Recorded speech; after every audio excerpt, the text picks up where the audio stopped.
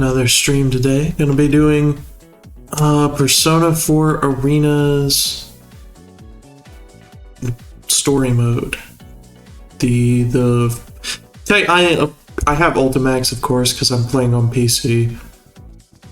But I haven't done any of the story modes, so I'm going to be doing the Arena story modes. I'll do a couple of them. I think you unlock them in an order, so I think Narukami is the one you start with. So without further ado, start getting all this done.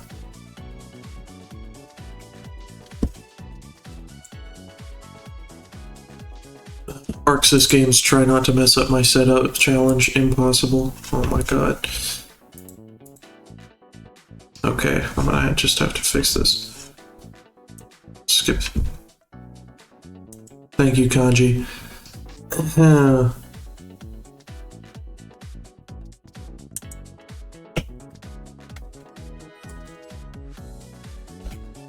Alright.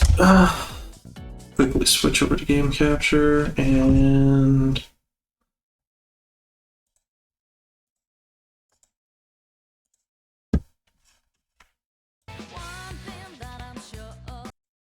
Okay. Well, I just have to figure out the how to fix my friggin' options. I may just have to play windowed. That's displays. There we go. There we go.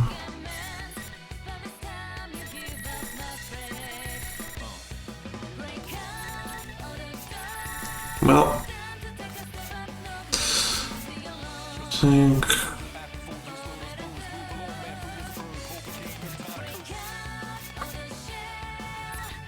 there, that fixed it. Oh, it messed up my OBS though. Okay, hold on. Hold on. Let's fix the OBS. There we go. Oh, but that broke the... Bro, why is that breaking stuff? What the hell? Okay. Return. Okay. Oh, it's because I didn't save the changes. Real genius over here. But that's fine. We got it. We figured it out. We figured it out. How do I turn up the music? It's kind of quiet.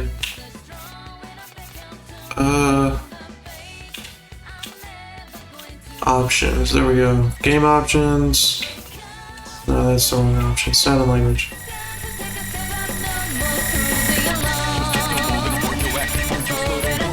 There we go. That's good.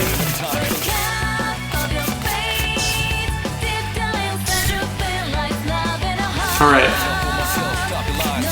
Now where is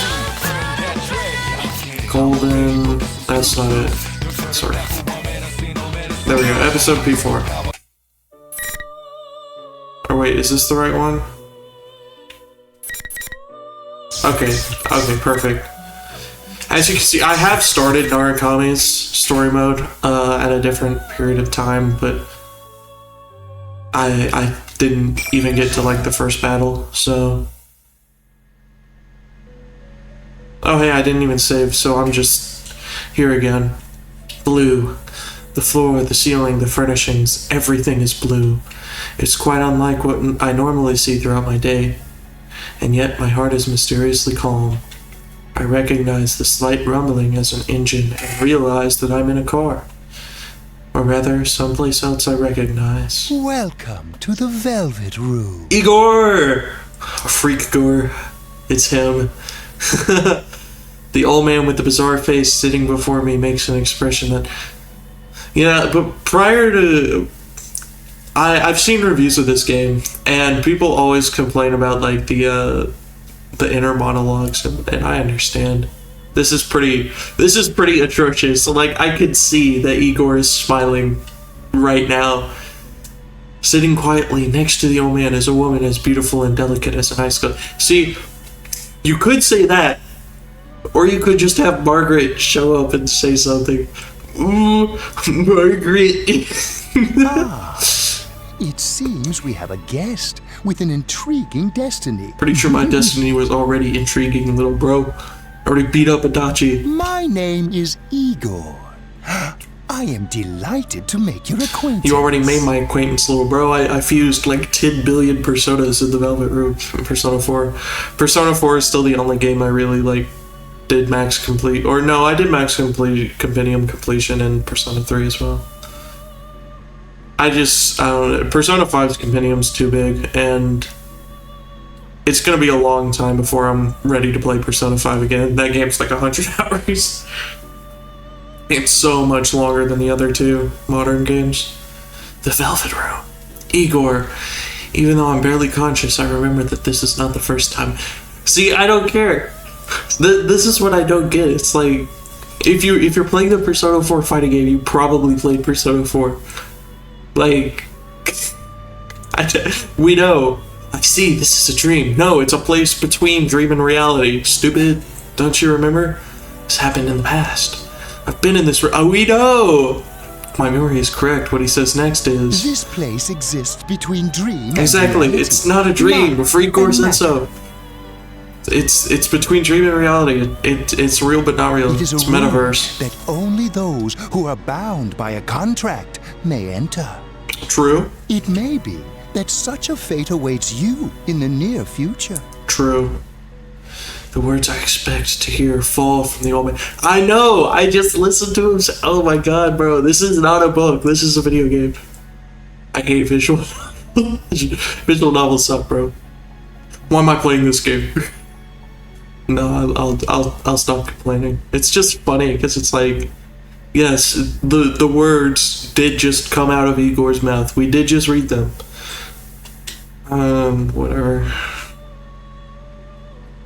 Now then, why don't you introduce yourself? I remember this too. When I said my name here, it forged a contract with them. So I answer, you Narukami, because this is a canon. This is a game that's barely canon, kind of, maybe a little. So I can say whatever. They can name the protagonist. I don't have to. I'm still upset that Persona 5 Strikers didn't, give a name to Joker. I understand the self-insert argument, but at the same time, none of these characters are really self-inserts. I guess there's a little bit of self-insert, but, they all definitely have written motivations, you know? They're not just you. They're just the characters you play as. I don't know. When I open my eyes, the light is so blinding that I have to squint. Yeah, I can tell, little bro. For a moment, I can't figure out where I am, and I look around. I was on my way back. Johnny Young Bosch! Let's go! That's why I love the Persona 4 anime so much. It let Johnny Young Bosch talk. He's such a funny guy. Mutter to myself, look out the window. I know you muttered to yourself. The sky is somewhat cloudy, unfortunately, but the scenery is as peaceful as always. Seems I fell asleep on the train headed to the countryside where I spent the last year, in Inaba. If I recall correctly, when I first came to that town, it was an afternoon just like this. I dozed off in the same way back then, and was summoned to the Velvet Room. That was when Igor said that misfortunes would befall me, and just as he foretold, I was dragged into an outrageous murder mystery. Calling the murder mystery outrageous is definitely the adjective of all time. That was no ordinary case. That was no ordinary case. The Midnight Channel, Shadows, and Personas, the powers of the heart. Are these screen caps from the anime or the game? I saw things that could scarcely be believed. But I made memories there that could never be replaced as well. We gained the powers of the Personas and we suffered together. I stood with my friends on the investigation team against these misfortunes and fought alongside them. There's no way I could have overcome such ordeals without their help. Wonder what everyone's been up to. I wonder what everyone's been up to. So I'm gonna repeat everything Narukami says because I just like, I don't know, I like pretending I'm Narukami. He's just so cool, guys. Guys, I'm just so cool. I'm Narukami. You suck. That's my favorite line from the anime is, you suck. After solving the mystery, it was decided that I would leave Inaba since my parents would be returning from overseas around the same time. It's been about 2 months since I last saw them all, as they said goodbye to me at the train station. I had decided to stay at the Dojiba residence during Golden Week so that I could spend the holiday with my friends. Of course, my uncle was happy to hear this, and his only daughter, Nanako, should be glad to see me too. Oh, damn it. I still haven't picked up Yosuke's gift. Bro, what? Why does that bum-ass Yosuke need a gift? Well, it is something quite particular, I guess. Actually, I'd received a call from Teddy, one of my investigation team friends, this morning. The details of the conversation were a bit troublesome. Is this Sensei? Bro, why are we doing flashbacks in a visual novel? Get out. Just tell me what it is. Yeah, what's up? At least I don't have to voice this part. Yeah, what's up? I'm really sorry to bring this up, but I forgot to tell you something very important. I have a special request for the souvenirs I'm sure you'll be bringing your best friend. Teddy, I'm pretty sure you're supposed to tell people what you want them to bring to you as souvenirs. Or you're not supposed to, my fault. I already have souvenirs for everyone, but oh well. Why are you getting souvenirs for them? You live out of town, bro. Also, holy moly. Where are the pixels, William? Sure enough, Teddy was only asking for some snacks that aren't sold in Inaba, so it wasn't much trouble. Ah, but there was one problem. Can I ask you to pick up something for Yosuke too? I was planning on bringing something for everyone anyway, but go ahead. Go ahead. Cool! Well, Yosuke's been down in the dumps after his mommy burned his favorite nurse. What the fuck, Teddy? What are you talking about? She was what I called scorching hot. Just kidding. A nurse? Aw, come on, Sensei. You know what I'm talking about. His nurse magazine with the chest examinations and the bare behinds. Oh my god, bro. They're trying to get him to bring a duty. What the hell? I see. I see. And you expect me to buy him a replacement? Of course, silly. People coming to visit are supposed to bring presents.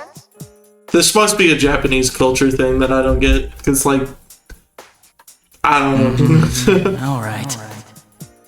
Oh, I was planning to head back tomorrow, but since we're meeting up early, I decided to go back today.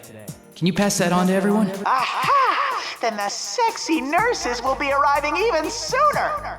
Thank you, Teddy. It'll be Very like, cool. Sensei, we have an emergency patient. Yusuke will be so happy. Okay then, we'll be waiting for you. Why? Freaky, bro. I'm a little worried now. I hope he isn't telling, because everybody's something that would give them the wrong idea. Well, I should just call again once I get there. But in the end... Nurses, huh? I wasn't able to pick one up for him. How could I put it? I'd feel bad for Yosuke if I gave him that magazine, and every time he opened it, his friend's face kept popping up with his head. True! And I have to think Yosuke has his pride too. He doesn't need me buying him this stuff. And again, this is Yosuke we're talking about. I'm sure he'll understand if I explain my reasoning. Probably. Probably. Now pulling into Yaso Inaba. This will be the last stop. Oh. True. Into the line already. It looks like I've been asleep for a lot longer than I thought. Just as that thought came to me, a certain worry crossed my mind. If I had a dream at the Velvet Room, does that mean I'm going to be dragged into another adventure? No, I shouldn't think such things. I'm overthinking it. Igor had said I am delighted to make your acquaintance after all, so it's nothing but a dream. It's quite misleading, since I've had dreams of being summoned into that room ever since. The train begins to slow, and I take that as my cue to gather my belongings from the luggage rack above me. When the train comes to a complete stop and the doors open, even the smell of the wind evokes a sense of nostalgia. Ha ha ha, I think I'm getting a little bit too sentimental. Step out to the platform with a wry smile. Sure, why not?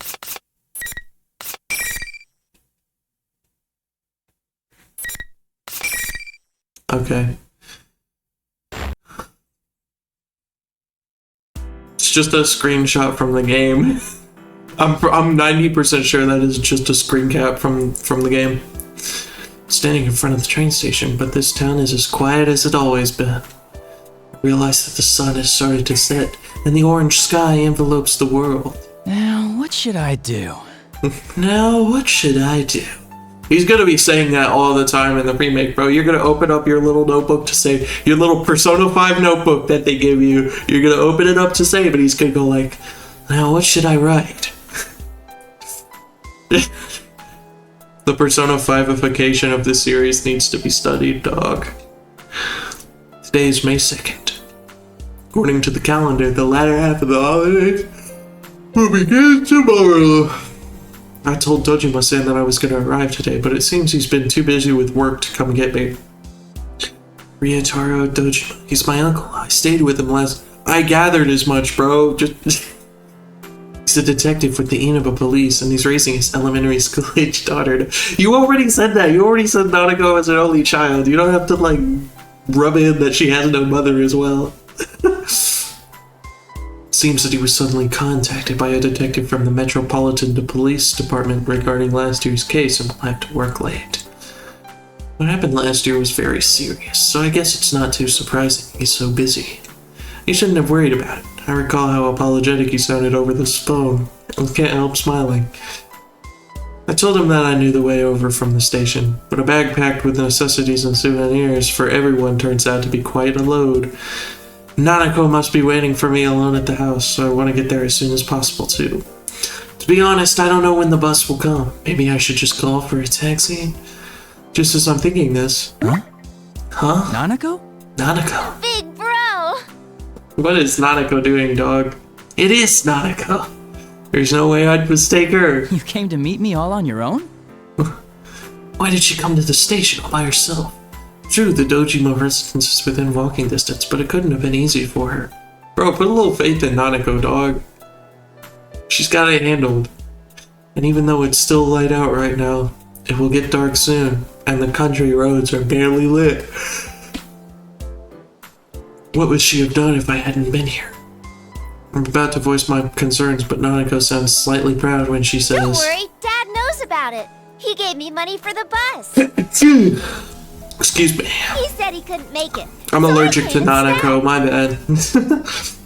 Welcome back, big bro. I wanted to see you so much. Thank you, Nanako, very cool. I'm happy to see you again, too. I see, she must have wanted to show me that she's grown up too.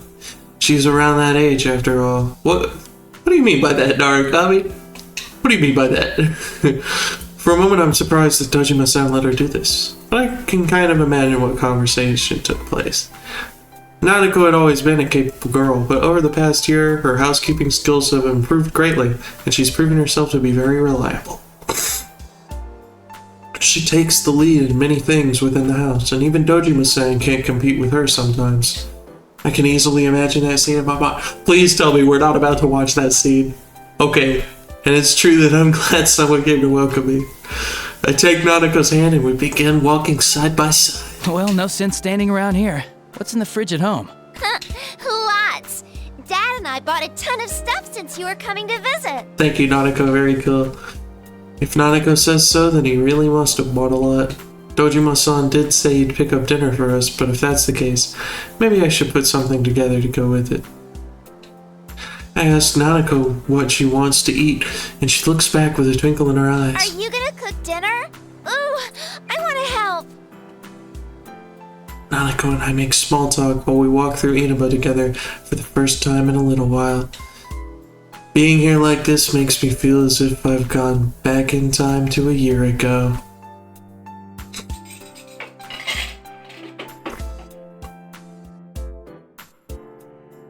After we get back to the Dojima home, I hurry and unpack my belongings before heading to the kitchen. Nanako helps me out as diligently as she had claimed earlier. The way she mixes the eggs seems more skillful than before. You're such a good girl, Nanako. Bro, what? I don't like the writing of this game. Good evening. They need to chill out. This is the Evening Journal with news for May 2nd. Our top story is on the domestic airline that was hijacked yesterday. Wait a second, hold on. Hold on, I'm listening to the song a little bit. Why are they using Alone? Okay, so if you don't know, Alone was the song that they used in Persona 4 after, for the night times in the house after Nanako and Dojima were hospitalized. So I don't know, this is just a weird track to use. I guess Golden wasn't out, so they couldn't use Sky Full of Stars, but whatever. This is the Evening Journal. Oh wait, they already said that. The TV in the living room echoes through the house. Thinking back on it, it was on quite often in this place. When I first came to Inaba, Nanako was practically being raised by the television. There had been this odd sense of distance between us around that time. She hadn't started calling me Big Bro, and we didn't cook together like we're doing now. It's the little things that bring back memories. Right as we're about done making dinner, Dojima-san arrives with some deluxe sushi. Nanako quickly gets up and rushes to the door. She seems so happy when her father comes home. Dojima-san apologizes about the sudden increase in his workload, and then we all sit at the table and begin eating. Being here like this makes me feel like the 2 months I was gone never happened at all. There's a warm atmosphere as if I've always been a part of this family and have lived here with them for my entire life. I thank both of them from deep in my heart, and after I give them the souvenirs I brought for them, we enjoy chatting with each other as a family. W Family Man Naricum. They made his hair so silver in this game. Like, it was not this silver in the old game. Why are we doing this sad music? What's going on? This would have been a good place to play Alone. Why are we doing this sad music? Whew. Another familiar room. This is the room that was prepared for me on the second floor of the Dojima residence. Nanako had fallen asleep after all the excitement. After carrying her to her room, I tell my uncle that I'll be going to bed as well, since I have plans. All he said was okay, gesturing towards the second floor. I'm a little perplexed by this, but I have my suspicions. And as I open the door to my old room, it seems I was right. The room is no different than it had been when I was living here. It's exactly the same as it was when I left Inaba. I closed the door with a feeling of wistfulness. Yeah, it's even got the jack front. Well, no, it's not exactly the same. You can't fool me. That calendar was a Persona 3 calendar. You can't fool me, Narukami. As I sit down on my sofa and consider my uncle's thoughtfulness, I sigh in exhaustion from the long journey. I'll be able to see my friends tomorrow. Considering that there are still several days left in this holiday, it may be nice to leave early tomorrow and go visit the shopping district. It's raining. It's raining. The time is just before midnight. In mere moments it will be a new day. Whenever it rains at night, I end up checking the time. While I spent last year in Inaba, I was always checking for the Midnight Channel, which was a popular urban legend here in Inaba. It's a bad habit of mine, even when I'm not here. If you looked at a turn-off TV at midnight on a rainy night, you will see your soulmate. Discovering that this rumor was actually true is the first reason why I became involved in the murder investigation last year. But the person who actually appears on the Midnight Channel isn't your soulmate. It's the next victim. Dun dun dun! After discovering this, we all nervously sat before our TVs on rainy nights in order to solve the case. That brings back some memories. Nothing will show anymore, though.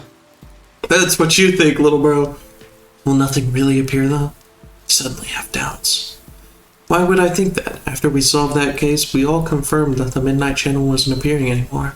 The empty screen stays silent. Just so in case. Just in case. It's not going to turn on. There's no way. The more I think about it, the more I feel my resolve fading. I wonder if there's a cutscene that's gonna play right now. I peer into the TV screen as if something is drawing me into it. The only thing I see is my reflection in the dark glass of the CRT television, or so I thought. Rivals. They are Is that Patrick Seitz? friends, yet powerful foes. The desperate fighting program amongst high school students. Bruh. A new legend A new is legend. about to start. May the manliest of all men come on down! Nobody touches his precious Nanako. Bro, what is Sister Teddy Complex looking Kingpin about? of Steel, Yu Narukami. It's only natural. Wage slave in the boonies by day, hero by night. Captain Resentiment, Yosuke Hanamura. Everything that bores me has gotta go. A Bruh. spunky dragon with deadly legs. The carnivore whose discarded womanhood. She ain't my beloved. Sakuraka. She ain't my beloved. Please escort me to the ring, my prince. The unconquerable Snow Black, Yukiko Amagi. I'll finish you in one strike. Blooming roses and bulging muzzles. The blood-curdling beefcake emperor, Kanji Tatsumi. Deep into realms of romance. The body of a child, the brain of a genius. The True. 2000 IQ killjoy detective, Naoto Shirogane. Is this an army of idiots? Is this an army of idiots?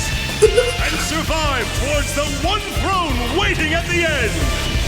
The P1 Grand Prix where fierce fights will be fought. The battle begins tonight. Thank you, Danganronpa Teddy. He looked like a dinger. He looks like one of those stupid little idiots that Monokuma hangs around. I don't even play. I've never even played Danganronpa, and I know that he looks like one of those stupid little idiots that Monokuma hangs around. What? What? Sister Complex Kingpin of Steel? Narukami, there are bigger fish to fry right now, little bro. Is that me? Sister Complex Kingpin of Steel. I'm impressed. There's so much wrong with that phrase, I don't even know where to begin. Honestly, the Sister Complex is the only part that's like really wrong. You take that out, Kingpin of Steel, kind of a baller title. Like, I'd rock Kingpin of Steel.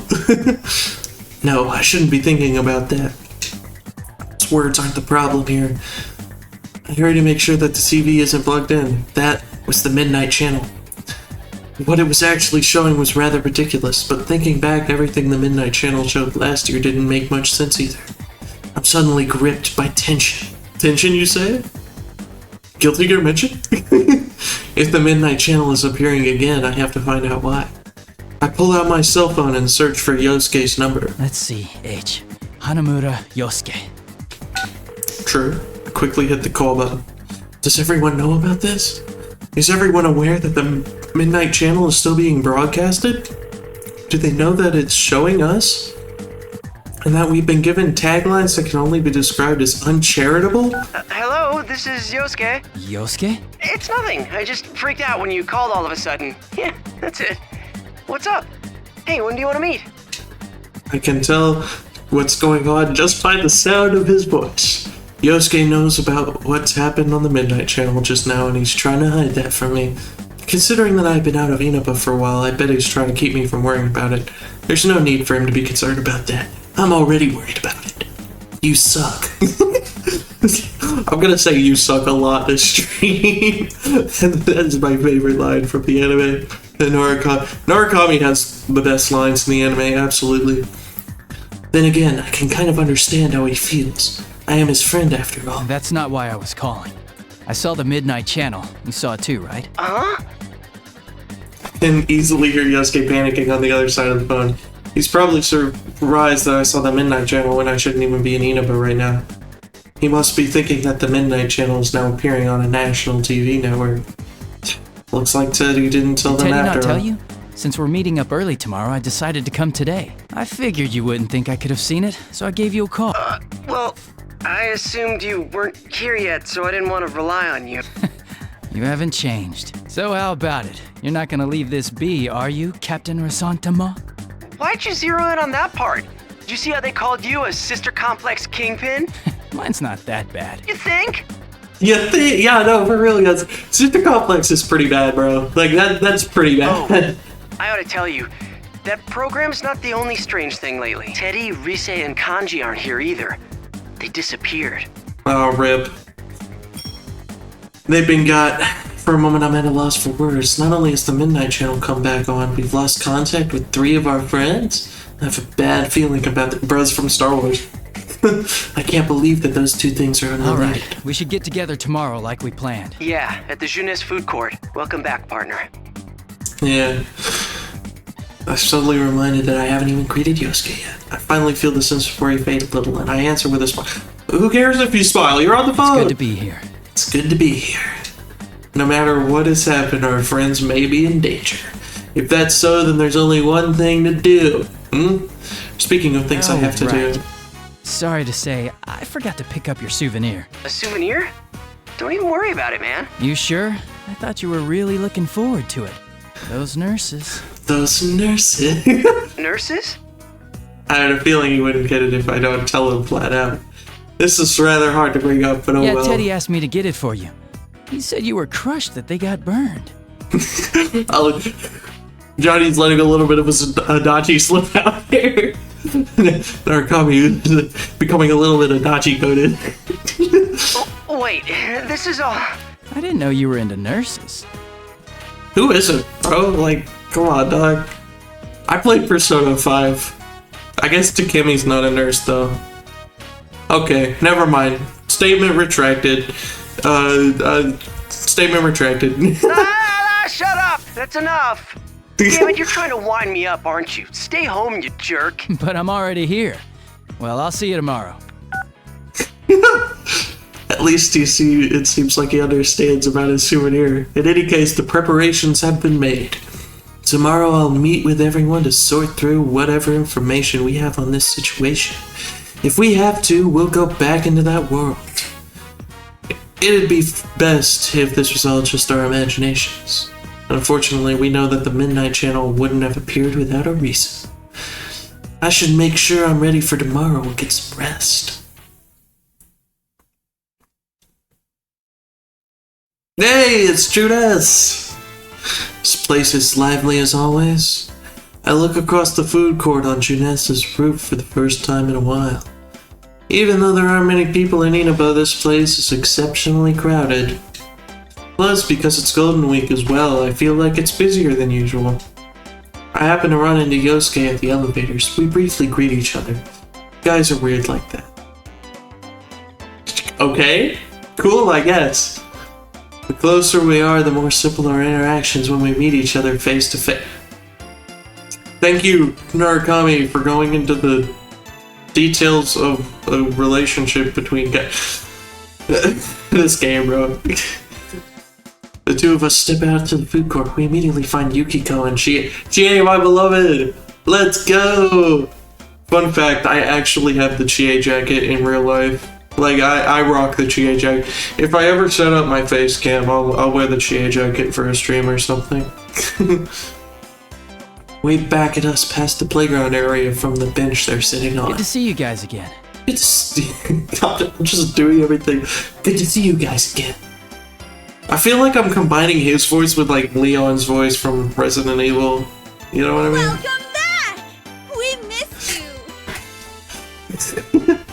Chie. The guest of honor's finally here! You're looking well. Welcome back. Should we... Huh?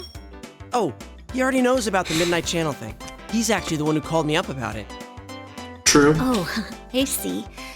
This has turned into a pretty thrown-together reunion, hasn't it? But I'm glad you came. Thank you, Yukiko. Very cool. We chat some more when we all sit down. And Yosuke stands up and clears his throat loudly. He's probably been waiting for the right moment to say something. He hasn't mentioned anything to me, but I can easily guess what he's about to say. We all look towards Yosuke. Well, it sucks that we can't hang out more before jumping into another mystery, but to celebrate our partner's return... Our partner? Yosuke willing to share? Fair enough, I guess. Hereby reinstate the investigation team in response to the Midnight Channel going back on the air last night. Let's go. I didn't know we were uninstated. I thought we were just, like, on hiatus, but... Oh, the team is back! Were we not still a team? Like, we were all still in a friend group. We may as well have been a team. Just hearing that name again gets me all fired up. Yeah, let's do this! Okay, let's go. Chie said it, so it's gotta be true. I don't think the applause is necessary. Why not? It's been 2 months since we last saw each other after all. Chie and Yukiko start chuckling while I shrug. And though Yosuke seems saddened at that, he still ends up laughing along as well. It's a relief to see that they're the same as always, but because of that it makes me even more worried about the friends that aren't here right now. We can't start slacking off. We begin to sort through the information we know about already. Sorry, I was checking my phone. I was worried my mother might have texted me. She did not. Let's get cracking. I mean, this is no laughing matter. No one's heard from Teddy, Kanji, or Rise. Just those three, right? Oh, the investigation music at Gina's dog. Oh, I love Persona 4. Persona 4 Golden is like honestly like the only Persona game that even like cracks my top 10 games of all time, if I'm being for real. I love Persona, but the other games just don't quite hit like Persona 4 does for me. They just really don't. Yeah. Oh, I got a hold of Naoto-kun, but I didn't tell her about this stuff. She told me she couldn't make it today because of her job, so I didn't want to worry her. She seemed pretty bummed that she couldn't be here too. Rip Naoto. If she has a reason for not being here, we can still contact her, and then Naoto should be fine. That leaves Teddy, Rise, and Kanji. Not hearing back from them after an entire day has passed isn't normal. Yeah, especially Rise. Like, I figure Rise would be chomping at the bit to see Narukami again. The relationship between their sudden disappearances and the reappearance of the Midnight Channel last night disturbs me. One thing's been bothering me. How do I go back? I didn't mean to do that. Can I go back? Can I go back? Okay, oh well. Oh well. Oh wait, there's a backlog. Okay. One thing that's bothering me, the picture on the TV was very clear last night.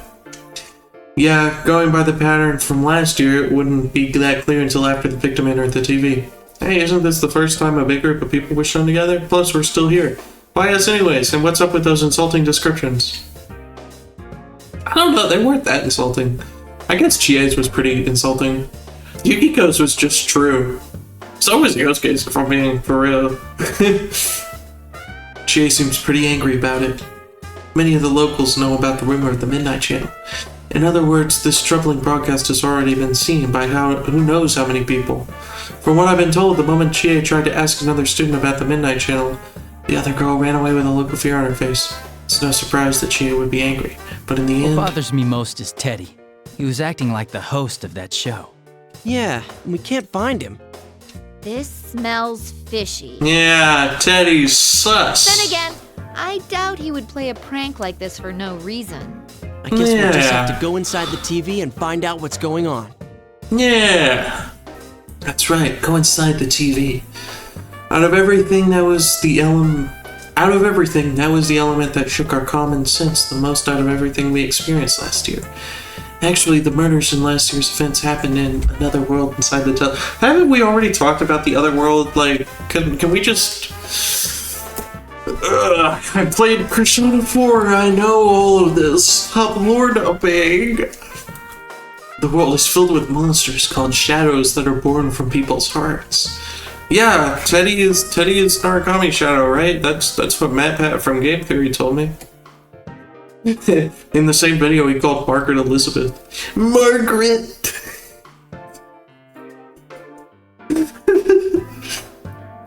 Because my friends and I gained personas, the power to defeat these shadows, we were able to enter TV screens and fight them. Won't we be stuck in there without Teddy to give us an exit? But even we persona users would find it extremely difficult to leave the world on our own. In order to come back, we need the exit TV that our friend Teddy was capable of creating. Not so. I've had Teddy keep the exit TV out on that side. Ah, smart, Yosuke. I mean, think about it. What if we were half asleep and fell into a TV when Teddy wasn't over there? Isn't that a scary thought? Like anyone would be that clumsy. Jay, you would be that clumsy. Get out. Anyway, it sounds like it's safe for us to go investigate then. No matter what the reason, it's reassuring to know that we have an exit strategy ready for us. To be honest, I almost fell into it the first time it appeared by exactly, bro. There's no doubt that something's going on in there. Is everyone ready? I think We're all so. good to go. Let's rock. To tell the truth, I had a hunch that this was going to happen. We all share a look to confirm our intentions. All of them nod back. I can see the seriousness in their eyes. Even though there was a 2-month gap since I last saw them, they still continue to put their trust in me. I feel a slight sense of pride as I stand up from the bench. What corny online is Narukami gonna say now? Also, can I just say, why is Narukami in the uniform? Like, it doesn't make any sense. This is during why is anybody in their uniform actually? Because this is during Golden Week, so they wouldn't have their uniforms. And Narukami doesn't even go to the school at Yasugami High anymore. So I don't know. Add one sin to the total. Ding! The large screen TV in the electronics department is directly below the food court. That was the entrance we always used last year.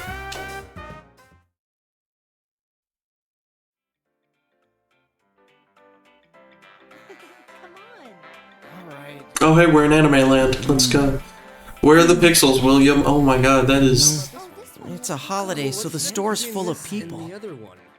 I feel like things are picking up around town. It's time to go.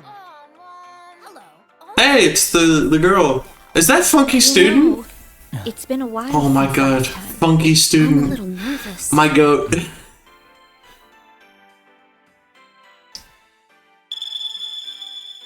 Whoa, wait! There are still people in this aisle! Hey, get ready! The customers are going away! Again. Goobers. They look like they're about to drop a hard album, bro.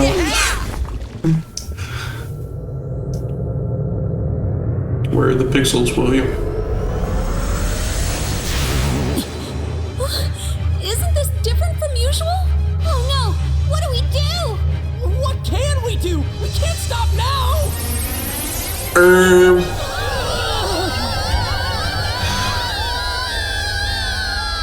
Hooray!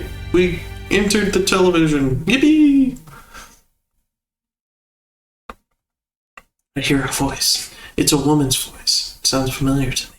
This voice is Margaret! It is Margaret! To the Velvet Room. Oh fuck. Did Margaret sit here? If you don't know what I'm referencing, it's a regular show animation. It is not just me being freaky for the sake of it. Welcome to the Velvet Room. I don't sense that distinctive floating feeling that I usually have when I enter the TV world. When I concentrate, I realize that I must be sitting in a chair. The moment I open my eyes, I see a vibrant blue. A good old porous blue. The Velvet. I visited this place an untold number of times last year, and once more in my dreams yesterday. It was a lot of times, and then I had to read Marie's fuck-ass poems 10 billion times. I'm not like #1 Marie hater like a lot of people are, but those poems were really annoying. Like, I just want to fuse personas, bro. Shut up. Never thought I would return to this place. It's not a dream this time? What's going on? Didn't my contract end already? Igor, who usually sits front and center, is nowhere to be seen. The one to greet me is the woman with silver hair. Margaret! Oh, that was a horrible... Margaret! That was a little better. Could this be a personal summoning then? That happened a few times last year, too. Margaret smiles as if she senses my suspicions. This room is tied to your fate. Nothing that occurs here is meaningless. Margaret is the freakiest Velvet Room attendant. That is a fact. Though you reached an end to one journey, you now find yourself here again. This shows that you will once again be faced with a question. What is that question? A question? And something really is going on? Another mystery has appeared, and we are about to be dragged into it again. Could that be what she means? From here on, what befalls you will upset your status quo. It is true that you've opened the door once already, but all things change. Nothing ever remains the same. Thank you, Margaret. What Very you cool. gained before will change over time as well. You will have to face them once again. Face them? Again? Again! The first thing that Margaret's words store up in my mind is the sight of my friends' smiling faces. Is that going to change? No, that can't be true. Face them again? That's impossible. Once I wake up and leave this room, I should still be with my friends. There's no need to jump to conclusions. But Margaret appears to have anticipated my thoughts and smiles while narrowing her Show me eyes. how you will proceed down the path that awaits beyond the door you've opened. Thank you, Margaret.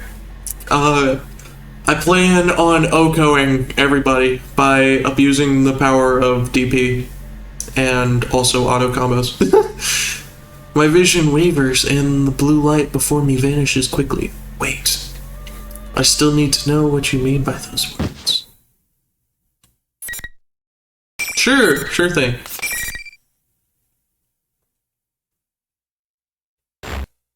Away we go. Bro, Where what is am this, Dandadan? Why are we fighting all the heads? Oh, Peak mentioned! This song is so good. This is easy, like top 10 songs in Persona 4. It might even make top 5. Low-key. Persona 4 easy clears the rest of the Persona games in terms of soundtrack. Easily clears. God, Persona 4 is so good. The scenery is so unexpected that I'm at a loss. This is a school. It's the music room of Yasogami High. I attended this school with my friends until recently. There's no mistaking it. We entered the TV together, so why am I here? No, that's not right. This is... No, wait. This has to be the TV world. The graffiti on the ground. Shoes placed like they're in for some kind of ritual. The eerily shining eyes of the portraits on the wall.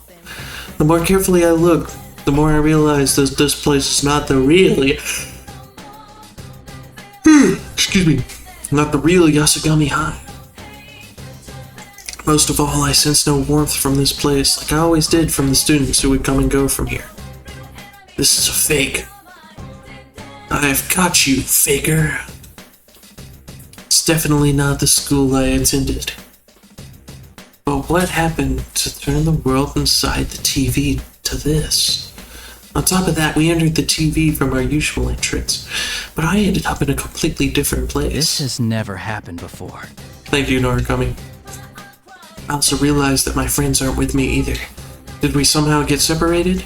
I start to feel chills down my spine. Look around. Hello! Sorry for the wait. Rise! Greetings, boys and girls of Yasogami. The P1 Grand Prix is about to begin. There's no need for manners or courtesy or anything today, so let it all hang out. Tell us how you really feel. How I really feel is that I do not particularly care for Rise. What the? Is that you, Rise? Shout out questions, but she doesn't answer. This is Rise Kujikawa, one of our friends from on the investigation team that we couldn't contact. Does she not hear me, or is she choosing not to respond? As I ask myself this, I hear different voices echoing as well. I look around in surprise. These voices is not just from one or two people. I see countless students staring at me from the hallways, the entrance, everywhere I turn. Huh? May I have your attention, please? I, Rosette, will be your commentator. But first, the General has a few words for you all. What's the You mean Monokuma? Discount Monokuma? What's going on? Why are there so many people inside the TV world? Before I can think of any answers, Rise makes another announcement. And as if on cue, the monitor in the music room turns on, and what appeared on it was Teddy. He was wearing a strange hat and cape, just like he did on the Midnight Channel last night. First Rise and now Teddy? What are they doing?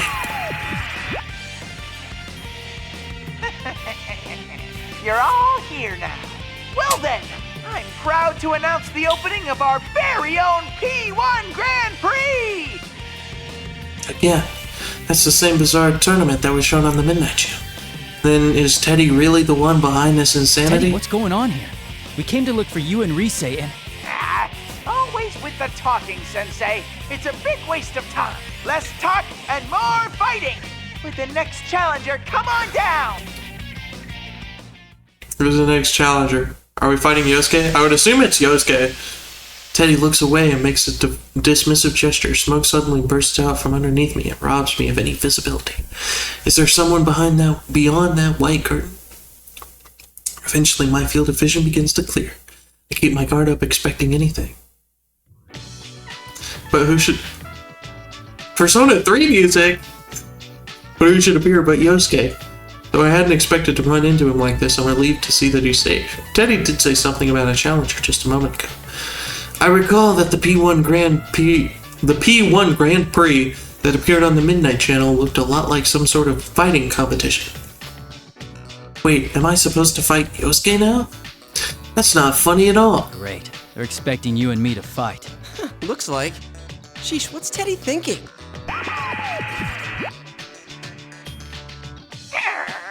Starting that up already? I won't let you get all buddy-buddy with each other. These battles are fought to the death. Only the victor can proceed. This joke's gone on far enough, Teddy. We're not gonna play along with that. Yeah, we're not gonna play along. Look over at Yosuke, hoping that he would agree with me, but he doesn't appear interested in what I have to say. I guess he should declare me the winner then. Bro, what are you talking about, Yosuke? What? You don't plan on fighting, right? That means I win by default. That was not what I was expecting to hear. What's gotten into you, Yosuke? Do you have some reason to be talking like this? I can't figure out what's going on. Yosuke continued to speak in a carefree manner, and said something that I simply couldn't believe. Okay with you? I mean, since Nanako-chan's here and all? Nanako's here? Wait, really? You haven't seen her? She's with Teddy. Can't be. I saw Nanako back at the house when I left this morning. And even then, Nanako can't enter the TV world on her own. Bro, she got kidnapped again? Free my girl. But she's in this world? I can't believe it for a moment. But what if it is true? Just coming into this world can tire a person out very quickly. On top of that, if someone who can't use a persona comes here, it can sometimes even be fatal. Where is she? Yosuke, where's Nanako? Whoa, what's gotten into you, partner? No need to get hysterical. Why are you so calm about this? You know what happened to her last time she came here. Nanako did come into this world once last year. It was not something any one of us would have wanted to happen. That was the start of a whole chain of events. Yeah, she died. Remembering them is heart-wrenching even now. So why? No, even then, it might be wrong for me to lash out at Yosuke for the way he's acting. Calm down, I need to think straight here. All Yosuke said was that he saw her with Teddy. And why was Nanako brought here by Teddy if he's the leader of this tournament? Straight with me. Are you sure Nanako's with Teddy? How should I know? If I had to guess, I'd say she's probably still with him. Man, are you alright? Are you that worried about Nanako-chan? It's no wonder people look at you funny, thinking you have a sister complex. Bro, Yosuke, what are you saying? The sense of wrongness that I've been feeling this whole time is getting even stronger. True, Yosuke may say some insensitive things, but mostly that's because he reads too much into his situation and acts out over it.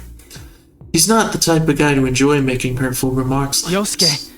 Are you alright? Huh? What are you talking about? I should be the one saying that to you. She's not even your real sister. All that big bro stuff really creeps me out. I don't believe that's what Yosuke thinks. It was a while ago that I saw her. It's probably too late to save her now. You know how things went last year, after all. Yosuke. He's definitely not the Yosuke I know. Yosuke's my friend. He wouldn't be so callous as that.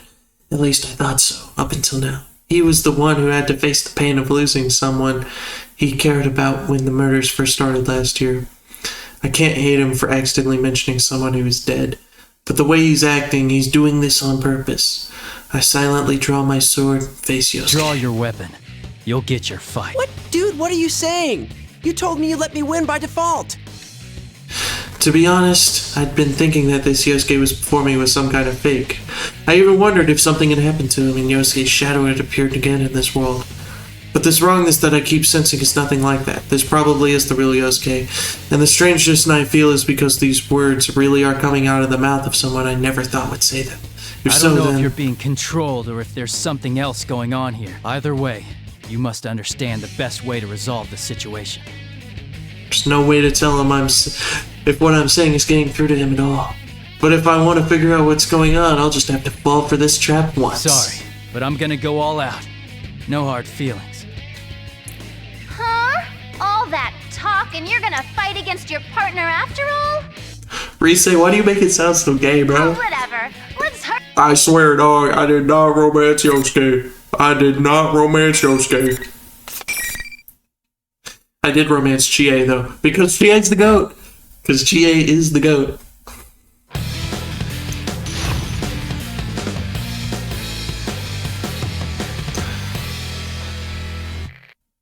Alright. Final. Let's do this. I love auto combos. I love auto combos.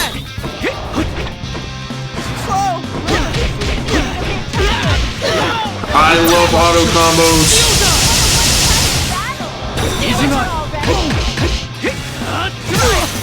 Ow.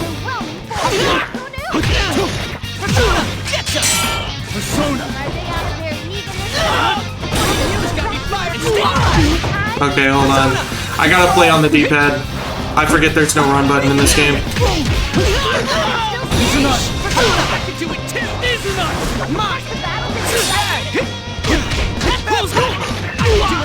Oh. Jesus, Yosuke. Chill out, bro. Chill out. What is happening? Narukami isn't really clicking with me on me for real. I played around with a couple characters in training mode. I liked Chie and Adachi.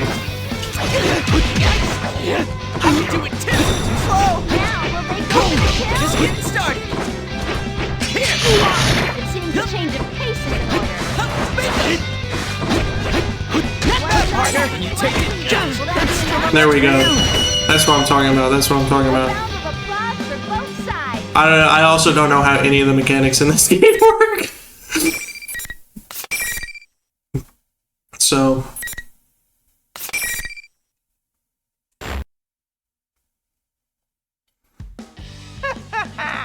Amazing, Sensei! Keep that up and zoom on ahead! Thank you, Teddy. You're gonna continue with this? Teddy, about Nanako. I don't want to spoil the surprise. If you want to find out, you'll have to get to me! And I can't say why, but I think you should hurry. The monitor shuts off. I still haven't learned anything about Nanako. But he did seem to have been expecting me to ask about it.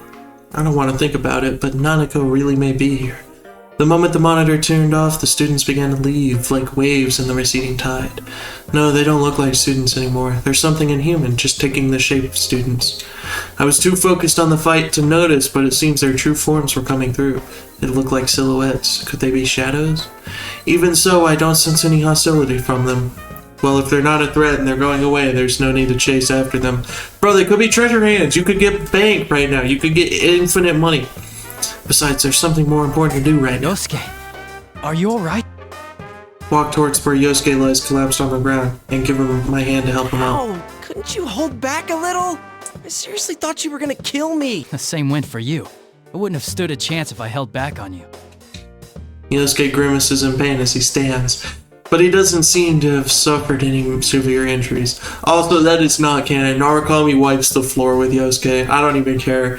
Yosuke was off my party, like, pretty much as soon as I got Kanji. I did not fuck with Yosuke's moveset. It's good. I knew I couldn't risk going easy on him, so I was a little worried that I'd actually hurt him.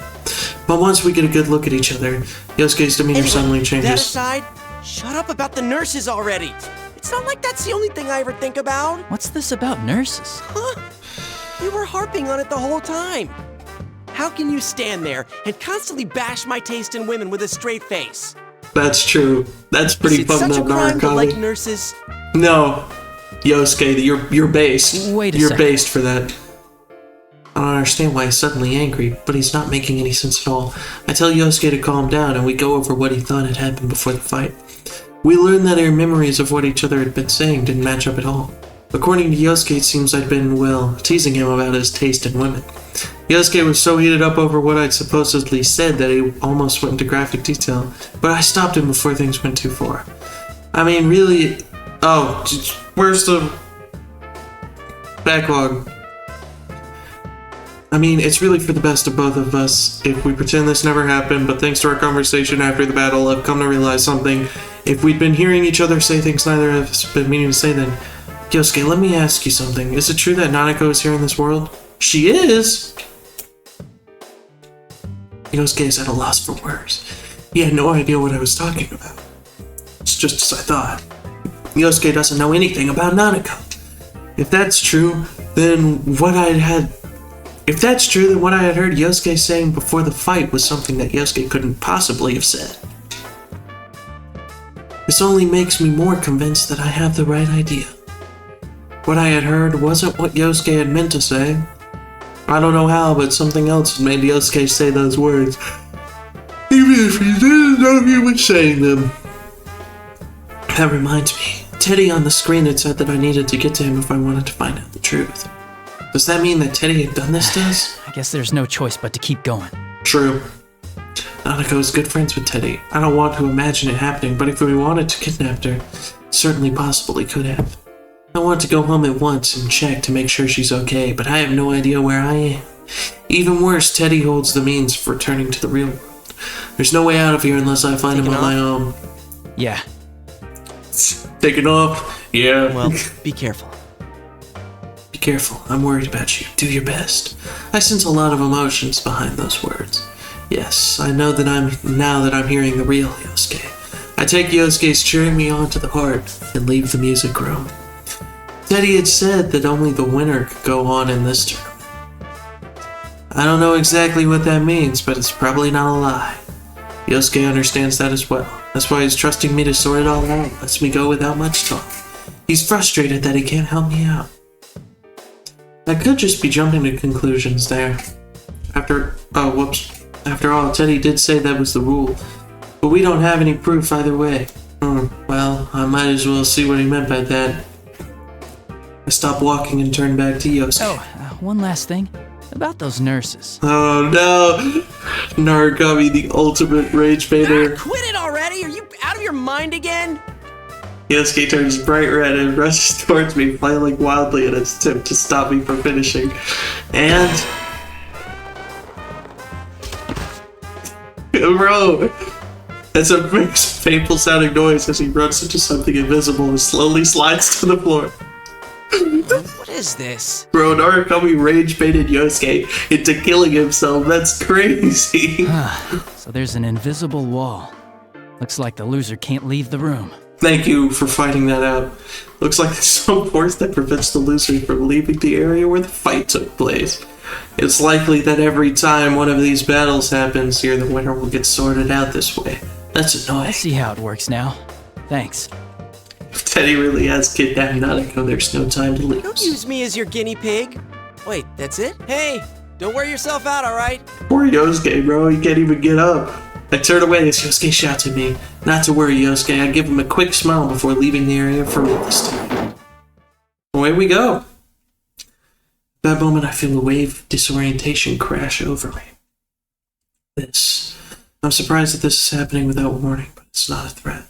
After all, I know this feeling all too well. Bro, why are we in the Velvet Room?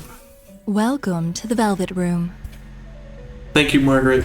I'd been leaving the music room, but now I'm sitting in the Velvet Room for some reason. Margaret greets me with her usual smile. This room truly is mysterious, but why would she summon me like this? Margaret sees my suspicious expression and speaks up. Things have only just begun, and yet you already seem tired. No, I'm chill. The misfortune that has befallen you can be thought of as a sort of trial. A trial, you say? Interesting. I want to know the details behind her words, but I know that she won't answer me even if I ask. The inhabitants of the Velvet Room never reveal everything. That's because they can only watch over the choices their guests make. I didn't know Narukami was so insightful on the inner workings of the Velvet Room. Margaret's smile broadens when she sees that I don't intend to ask her. Indeed. I am an observer on your journey. Does Margaret just have mind reader powers now? As to force you to I swear choices. she did not do. I swear none of the attendants did anything like that in like the actual games. You do not need such provocations. I already know that you shine brilliantly enough. Freaky Margaret. Could be about my disabilities. Yes, that is part of your brilliance. Okay, thank you. Personas are masks of resolution, strengthened Blah by blah controlling blah one's blah. heart. I don't By forming care. bonds. You understand this well, don't you? Yes, I played the video game that this is based off of, bro. That's how we all fought up till now. Yes, indeed. But one's heart is intangible. It cannot be seen and cannot be felt. When polished, it releases a strong light unlike anything else. But it can also be clouded by trivial things. Have you ever felt that way? Not really. Nah. You truly are strong. Narukami is I such a find that chat. very Bro! appealing about you. Oh my god, Margaret. But you should Did remember that Margaret not sit here? everyone is as strong as you. Okay, yeah. You got it, boss. From here on, Who am I gonna be forced to beat up next? Chie or Yukiko? Forced to How will you face. face the changes to come, and what choices will you make? Are there choices in this game? I thought it was like a pretty linear fighting game. Bing bing. Bing bing bing bing bing. Bing bing. Bing bing bing. Dun dun dun dun da da da. Oh. When I open my eyes again, I'm in the school's hallway. I turn around and see the door to the music room closed behind me. So I only summoned to the Velvet Room in spirit? There's no way for me to figure out what just happened, but I think back on what Margaret told me. Changes, huh? Changes, turn and face the strange changes. Even though the people of the Velvet Room avoid saying much, what little they do have to say always has meaning. Really struggling over my words tonight. Well, it's true that Margaret has said some strange things while I've known her.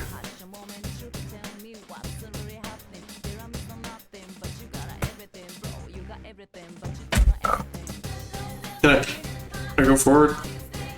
I accidentally alt-tab, what the hell? Does the game stop working?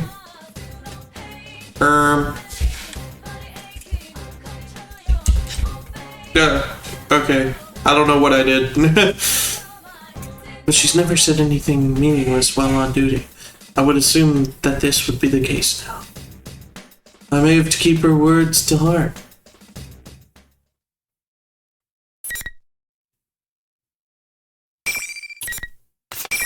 Okay. I'm gonna check something on the other tab real quick. Okay. Cool.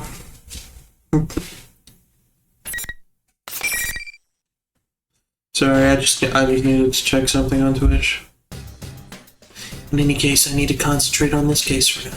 I'm sure I'll understand the meaning behind what she said when the time comes. I must proceed. Deltarune mentioned? Though this bizarre place looks nothing like the Yasogami High I attended, the building seems strangely familiar as I run through it. Teddy had appeared on the monitor in the music room. From the looks of things, he appeared to be behind what was happening. But I'd heard Risei's voice over the school's PA system before my fight with Yosuke. If this school works anything like the real one, I can make a good guess as to where Teddy and Risei are. It might be the announcement room. But of course, things aren't that easy. Those invisible walls keep getting in my way wherever I go. It seems that some of these walls don't let anybody through, no matter if they won or lost their fights. Every single time I run into one, I'm forced to take another path. It's like my route is already I feel set like for I'm me. being led somewhere. No kidding, bro. I stopped for a moment in the hallway out of the practice building and muttered to myself while I take a look around. Who is, no, where are they trying to lead me? At that moment, You there! You're one of them participants in that Grand Prix thing, right? A voice that I don't recognize at all breaks me from my reverie. I instinctively jump back and draw my sword in surprise. Whoa, whoa, whoa! What's the big idea? You could poke someone's eye out swinging that thing around. Bruh, that's crazy. It's still crazy to me that Labrys is just Amy Rose, but with a Brooklyn accent. It's pretty wild. Turn and see a girl that I've never seen before. Was she part of that crowd? No, she looks like a real person. She was caught by surprise when I suddenly pointed my weapon at her. Although she flinches, her words don't lose any of their intensity. How bold of her. That may seem like an odd thing to say, but when it suddenly crosses my mind. But this girl doesn't seem to have any intention of attacking. I sheathe my sword and remain cautious. I didn't mean to startle you. Sorry ain't gonna cut it. What were you gonna do if you hurt one of the students here, huh? You can't go pulling that stuff without student council approval. Okay, I can hurt students with student council approval though, right? I'm putting the kibosh on this tournament right now. Hey, wait, hold on a second. I'm not in this because I want to be. I'm trying to stop the tournament. I'm trying to act non-threatening, but the girl continues to glare at me. Who in the world is this girl? She's wearing a Yasugami High uniform. She said something about the student council, but I don't recognize her. You don't encounter people here in this world that often. If a person is here, then they're either a persona Why are you here, or by the way? Wait, did you fall inside a TV? That's right. I might have put it a little differently. But if she can't enter a TV herself, the only possibility is that someone threw her in. That was what was happening in the murders from last year. Inside a TV? What kind of nonsense is that? She's not aware of it. But if she was a persona user, I don't see why she'd hide that fact. If she was trying to keep that from me, then she wouldn't have come to talk to me like this. Then does that mean she's a victim after all? I carefully choose my words to avoid provoking the girl and introduce myself. Narukami. I was a second year at Yasugami High until last year. Huh? Last year? But that uniform. Oh no, this is kind of my usual equipment when I'm in the TV world. Okay, so never mind. They explained it. It's not a plot hole. They explained it. Fair enough. Never mind. Forget it. Well, if you were only around till last year, I ain't gonna blame you for not knowing. I'm the new student council president. Nice meeting you. The student council president. If I'm remembering correctly, the student council elections should have taken place just before the holidays. I have no knowledge who won any of those elections since I'd left Inaba before they took place. That reminds me, I didn't have any friends on the student council last year either. This girl may very well be the president. No reason not to believe her. Now it's your turn to spill. You said you ain't in the tournament because you want to be. Then what are you doing here? And what's this tournament about in the first place? I feel that if I don't explain things very clearly to her, it will only provoke her further. But trying to tell her everything about what's going on here will only confuse her. I leave out the fact that this place is inside a television and tell her about the other things that are going on. First, I tell her about Teddy, that a friend of mine is likely the one who set this tournament up. Second, that I encountered some of my friends who were dragged into this as well, but they were acting strangely. And third, that my cousin, Nanako, still in elementary school, may have been dragged into this mess. The girl calling herself the student council president seems skeptical while I talk, but eventually she sighs. So if I got this right, you didn't start this, but your friend did. Oh, I'm curious. Well, you don't seem like you're lying. I can't escape. She just sounds like Harley Quinn. I really just can't unhear it. Loki, I can't remember her name, but Amy Rose would probably be a better voice actor for Harley Quinn than Tara Strong. Tangent time, but I I high-key hate Tara Strong's Harley voice. It's so grating. Like, it's like if you take all of the annoying parts of Arlene Sorkin's Harley and amp them up to 11, and then take all the endearing parts about Arlene's out. It's so bad. I hate Tara Strong's Harley Quinn. It seems that she somehow grasped the gist of what I was trying to say. I thank her out of politeness, but she laughs and asks why I'm thanking her. There's still one more difficult task left at hand. How do I make her understand that all this is within another world, one accessed by going through a TV screen? She still appears to be energetic, but it doesn't change the fact that she's in danger. I have to get her out of this world no matter what. Where did that sound come from? That sounded like it came from the gym. I ought to tell you to go home, but I get that you're worried about your sis. Come on, let's go check it out. Oh, is Lapras just gonna tag along for the entire rest of the game? That's awesome. I'll have somebody to talk to that's not just myself. We both start running at the same time. I reach my full running speed when something occurs to me. I'm surprised to see this Miss President keeping pace right beside me. Just standing still in this world would be strenuous for a normal person, but she doesn't even seem out of breath. She's quite impressive. I take a moment to quietly praise the girl running next to me. You suck. We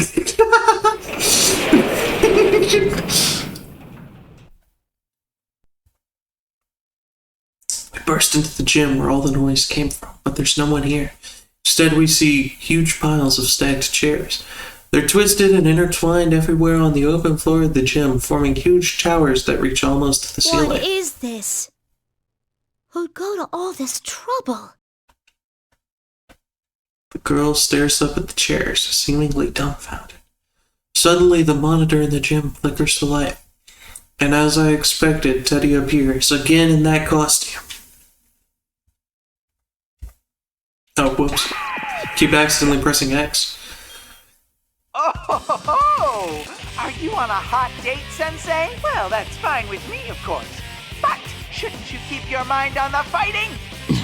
Whoa, you look so mortified. That's the face I was hoping to see. Bro, what is Teddy yapping about, bro? He's not saying anything completely straight, but he's obviously hinting that he knows I'm worried about Nanako. I know that saving Nanako is important, but I can't leave Miss President here alone and abandon her to this world either. Still, I feel Teddy's words causing me to doubt myself. And Miss President raises her voice. Hey, you! You're the ringleader of this mess, aren't you? What's the idea? Raising a ruckus like this without running it by the student council? Know that it would be chill if he just ran it by her. she'd just be chill with it. And clean all this up already. She speaks as fast and as clearly as she had when I first met her. After getting a clear look at her, I feel like I've come to realize where she gets her courage from.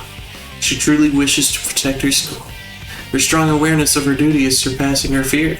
But Teddy on the monitor looks annoyed and sneers at Miss President. It's incredibly detestable. I can't believe that Teddy can even make such a malicious expression. I'm in the middle of an important conversation with Sensei. A yappy little mutt like you should be muzzled and sit in the corner. Whoa! Teddy, chill out. Sit! There's absolutely no intent of dealing with her seriously. Miss President turns bright red in humiliation for being brushed off like that. This is enough. I take a step forward to put myself between the monitor and Miss President. Leave this to me. I'll take it from here. It's alright. There's nothing to worry I'll take it from here. Miss President's lips are trembling. She must be angry that there's nothing she can do herself. I don't want that anger to be in vain, so I turn to face the Teddy harsh, alone. Teddy. Hard to believe a womanizer like you would say such things.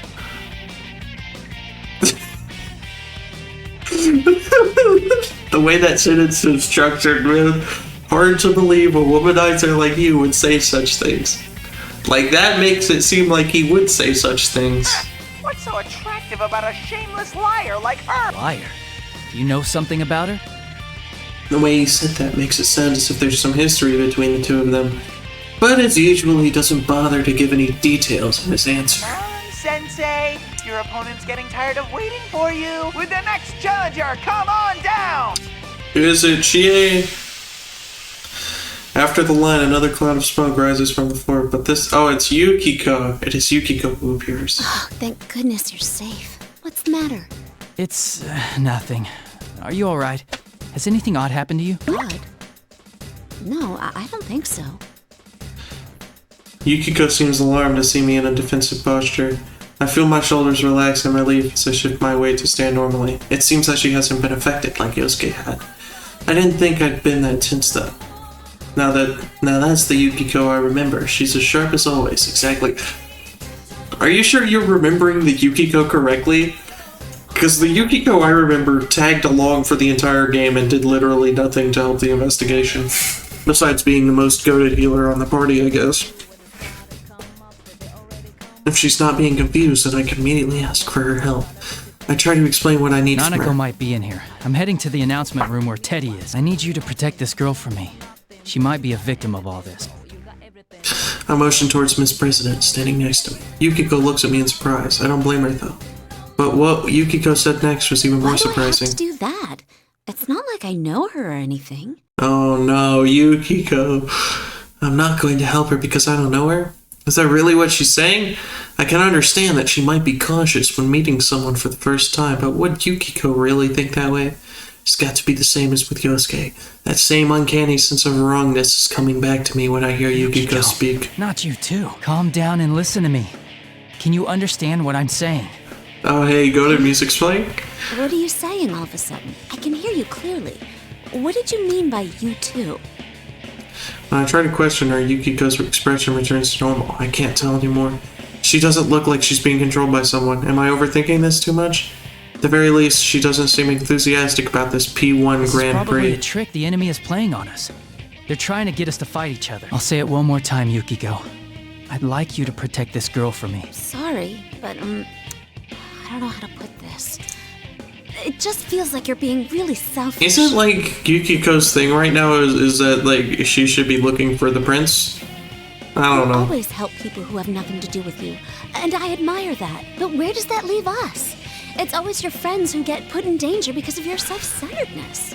Bro, what are you talking about, Yukiko? You were one of the people we saved. Chill out. Used to hearing her voice, but her words are scathing. I'm convinced now. There's no obvious change in her attitude, like there had been with Yosuke, but something must be warping Yukiko's words too. Her words seem like a sound argument, but she means something else. I don't care if someone who isn't related to me gets hurt. That's definitely not something Yukiko would say. The real Yukiko would never say something that disrespects the value of life that way. Don't be deluded. Whatever happened to Yosuke is happening to Yukiko too. I don't understand the details, but Yukiko hasn't had a complete change of heart. Yukiko. What the? You can? When I draw my sword, Miss President quickly tries to stop me, but I can't answer her right now. If a battle will clear up this pointless misunderstanding between us, then the time to fight is now. Ooh, now that's our senpai. You'll show no mercy, not even to a girl if it's for your own goals. You're a real bastard with a sister complex. Bro, chill out. Bring 'em all down. I ignore the tone that's being delivered in Rise's voice. Even if our words aren't getting through to each other, we have to fight without understanding what's going on. We'll come to an understanding later. I have to believe both myself and my friends. I hold up the sword to the side to protect Miss President, who is standing behind me. But you need to stay back. Whatever you see here, try to stay calm. Promise me you won't run away. What happens next will probably surprise her greatly, but I doubt Miss President will run away. She's already shown me how strong her determination is. I glance at her over my shoulder. Although she looks worried, she still gives me a slight nod of agreement. Now, time to do this. I must end this as quickly as possible. Read the Izanagi PNG. I concentrate all my senses to summon my strength apart. My persona, Izanagi. If I allow myself to go easy on Yukiko, she will surely defeat me. Yukiko smiles faintly and takes her battle stance. She resisted the idea of protecting Miss President, but she seems to have no qualms whatsoever about fighting me. There's definitely something else controlling her. Bro, the PNGs of the personas are killing me. I could find those on Google in 2 seconds. Yukiko's black hair forms graceful arcs in the air as her persona, Konohana Sakuya, rises behind her. That's right, the usual Yukiko should have a beautiful heart like this. Wait for me, I will save you. Bro, are they trying to imply that Yukiko's like canon romance? That's lame. That's lame. Canon romance is GA, because I said so right now. How many scenes are there? Because we're already like an hour and a half in, you know, I don't want to be doing this for too long. I got work in the morning. I got stuff to do.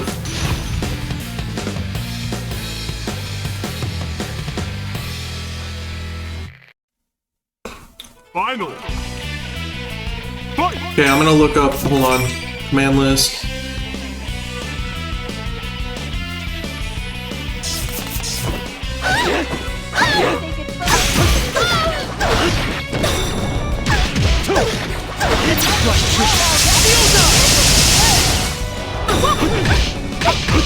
A vicious attack! Persona honed up!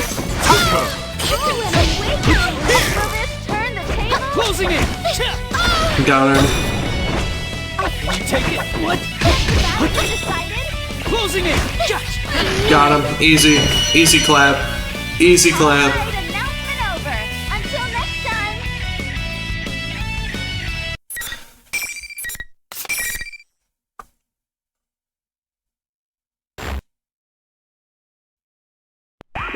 The winner is you, Senpai. What an utter thrashing. Thank you, Rise. I love all this animosity! These cocky, self-righteous friends showing how they really feel by beating the crap out of each other. I don't think that's how it really works. I think if you're manipulating them to beat the crap out of each other, that's not really showing each other how they really feel by beating the crap out of each other. Like, I don't know that that's how that works, Tedric. I don't care to hear any more of Teddy's jests. I still have reservations about fighting against my friends, but I now know that there is no other way to save them. I'm resolved to do what must be done. Also, there's no knowing if Teddy and Rise have been affected, just like Yosuke and Yukiko had. If they are, then there's no use in trying to talk to them through the monitor like this. That's the conclusion I've come to. But Miss President seems to have other ideas. How much further are you gonna push this? Why are you doing it anyway? These guys are friends! What's so much fun about making friends fight each other? Miss President vents her frustration at Teddy's image on the monitor. But I was a bit surprised at how she worded it. She seemed more upset that he was making friends fight each other, not why he dragged the entire school into this mess. We've only just met, but she clearly sympathizes with us and understands the pain we're going through. I'm embarrassed, but proud at the same time. A girl with such compassion would be a great student council president. It's no wonder she was elected to represent the student body of Yasogami High. It's alright. Thanks, though. It's not alright! This is... She's still worked up and she lashes out at me. Perhaps her heart is a little too honest. But her anger sets my mind at ease. She's right. What General Teddy is doing right now cannot be forgiven. I glare at the monitor. Sorry, but you're not getting your wish. What? Did you think this would be all it took to break us apart? That it would make us hate each other? Sorry to say, but that's a huge mistake on your part. I believe in my friends. They'll never get taken in like that. You're so stupid! What kind of sensei are you? I'm warning you now. If you really are Teddy, then we'll get you back to normal no matter what it takes. Even if it costs us our lives. But if you're an imposter, hiding behind Teddy's face, I will make you pay for toying with us. Face. That's what I'm talking about. That's why Narukami's the GOAT. Teddy scoffs and turns around. The monitor suddenly switches off. Suddenly turning on us without any signs of remorse. That's not like Teddy at all. No, he's most likely not the real Teddy. Thank you! Thank you! Seeing the anger in his face only strengthens my suspicions. Someone must be taking Teddy's form to make it look like he's the one committing these acts. That girl's come around. I immediately rush to Yukiko's side. I'm sorry, Yukiko. Are you alright? I didn't mean it. Sorry I couldn't go easy on you. No, it's okay. You weren't your usual self, but I could tell by your eyes that there was something going on. I'm sorry too. Did I hurt you? Kinda, yeah. I sure wouldn't want to get into it with you again. Alright. I try to pass it off as a joke, and we look at each other and laugh. Things are going the same way as they had with Yosuke. It's becoming clear now. Did I say things that offended you earlier? Yes. You did. Yukiko hesitates, as if even remembering it is a difficult experience. What in the world did my illusion say to her? I bet it was something horrible. Whoever's doing this is certainly finding the most annoying way of getting us to fight. But what I supposedly said to her doesn't matter. Yukiko is still hesitant to bring it up, so I tell her not to worry about it. I don't need to know what I said. I just wanted to see if my guess was right. It looks like our enemy has the power to confuse our senses. My first opponent was Yosuke, and he told me a similar story after we fought. Huh? You said something bad to Yosuke-kun too? Oh no. What did you tell him? Are we gonna tell her about the nurses? You sure you want to know? If I'm the only one admitting to what happened, that's not fair, is it? But that curiosity is in line with the Yukiko I know. I evade the issue with a smile and call out to Miss President, who's standing behind us. What kind of people are you? Oh, right. We used our personas. Yeah, we should at least explain to her what's going on.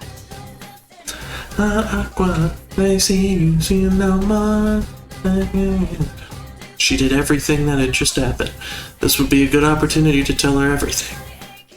Or she did see everything. My fault. I introduced Miss President and Yukiko to each other and fill in the parts that I had left out of my previous explanation. I tell her about the personas. I tell her that we're actually in a world inside the television. And I tell her how the scenery here changes according to the hearts of the people who enter it. She looks doubtful while I'm talking, but considering that she's just seen our personas only moments ago, she doesn't immediately deny it. Still, it seems that she can't accept it all either. She crosses her arms as if lost in thought. On the other hand, it seems that Yukiko didn't know that Yasogami High had a new student council president either. Yukiko apologizes for not having paid attention to the elections in April. And that's it in a nutshell. So, that's what you meant by falling into a TV. Yeah, which makes me believe this school could be a part of your mind that's materialized. This school came from me? That's a lot to swallow. I'm not surprised. Why is it different this time around, though? Usually the victim's shadow appears first. That's right, I had my doubts about that too. There's a reason why it's dangerous for people who can't use their personas to enter this world. Besides the obvious reasons such as not being able to escape, being unable to protect themselves from shadows. A person's shadow separates from them. The shadows that split off are strongly attached to the original people that came blah blah blah blah blah. I hadn't given it much thought since Miss President seems so energetic, but it's still possible that this happened to her as well. I put this together with the conversation I had with Teddy a moment ago and came to a conclusion. Teddy who's hosting this tournament. What if he's actually this girl's shadow? Huh? I noticed he got agitated when I called him an imposter. A fake Teddy would mean he's someone else using Teddy's form. I see. If this place reflects Miss President's That makes heart, sense. her shadow must be here. That checks now, the out. strongest candidate is. What if it's Rise and General Teddy is Arakami shadow? It's a Margaret shadow. Margaret. That's right. If we both saw an illusion, then at the very least the enemy has the power to delude our senses and make us see and hear things that aren't there. On top of that, it can alter what others hear us say and see us do. If it can do that, then I can easily see that our enemy can use that power to change its appearance. That means it could be impersonating Teddy and leading this tournament. That still leaves the question as to why it would take on the appearance of someone it doesn't know. I've seen shadows in the past that took on bizarre appearances, but this is the first time I've seen one impersonate an existing person. Does this shadow have some kind of objective? When I come to my senses, I see that Miss President has turned pale and is staring down at the ground. All this talk of shadows in another world doesn't seem to be reaching her, but she seems to be troubled at the thought that she might be causing all this trouble. Troubled for the trouble. Fair enough. I'm about to tell her that the actions of her shadow aren't her fault, but Miss President rises to her I'm feet. gonna check out the announcement room. W? That General Teddy's behind the whole shebang, right? And if he came from me, then I gotta own up to the responsibility. As student body president, I can't let this go. Wait, you're being reckless. We'll take care of the shadow. You need to... What? Get out of this TV world? And how am I supposed to do that? True. Go on. Thank you, Show me the door. Labras. Spitting facts. Her eyes are filled with the fires of determination, just as they had been when I first met her. Her sense of responsibility and her awareness of her duty say that she will never back Your down. cousin's in the announcement room. And you're gonna go, I might not be as strong as the two of you. But I'm no slouch in a fight. Wouldn't it be better if we went together? Wouldn't it be better if we went together? It's just Harley Quinn. It's just anime Harley Quinn. Don't you understand? But way better This than world any of the actual anime Harley Quinns. I didn't even watch that like Suicide Squad Isekai and I was like, that looked like ass. Look, I'm probably more charitable to the Suicide Squad in concept, because genuinely I think it's a really cool idea to have a bunch of these loser minor villains be put on this squad where they're just expendable.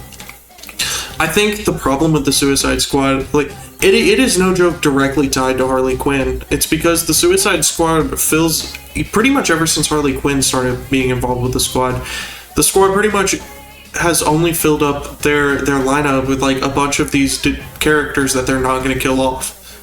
Which, yeah, there's some characters in the squad comics that aren't going to get killed off because you have to follow at least a few characters the entire time.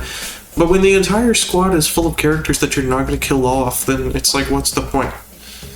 For example, I've got a new 52 Suicide Squad comic, and the lineup is Harley, Deadshot, Enchantress, Killer Croc, Boomerang, and that might be it. I think that's it. And it's like, they're not going to kill any of those characters off, so what's the point of talking about it, you know? But whatever. I know it's dangerous, but there's gotta be something only I can do to help. Hell, that aside. Also, they're kind of oversaturated. So much trouble. Like, again, I do really like the Suicide Squad, but they need to, like, chill out on showing up in certain they don't need to show up all the time. We can have other teams beside the Suicide Squad and the Justice League, bro. I'm going on ahead. You don't want to waste time arguing, yeah? Mr. President declares this in a voice that brooks no argument. Takes off running. Yikes, I wasn't expecting her to behave for Ashley like this. I remember how fast she can run. If I'm gonna go after her, I need to go at once or I'll lose her. You have to go after her. Yukiko sees me hesitate and knows exactly what to say. She's right. There's so much we don't understand, but there's no way the investigation team can let a victim run off to die. Yukiko ignores the fact that I'd be leaving her here alone and tells me to follow a girl she's only just met. This is the exact opposite of the behavior she's been displaying before the fight. Now that is the Yukiko Amagi I know. I'm ashamed that I had even slightly let myself be confused by the way I had heard her speak before, and I answer her. I believe in you. No matter what. Yukiko nods to me, and I turn and begin running as fast as I can.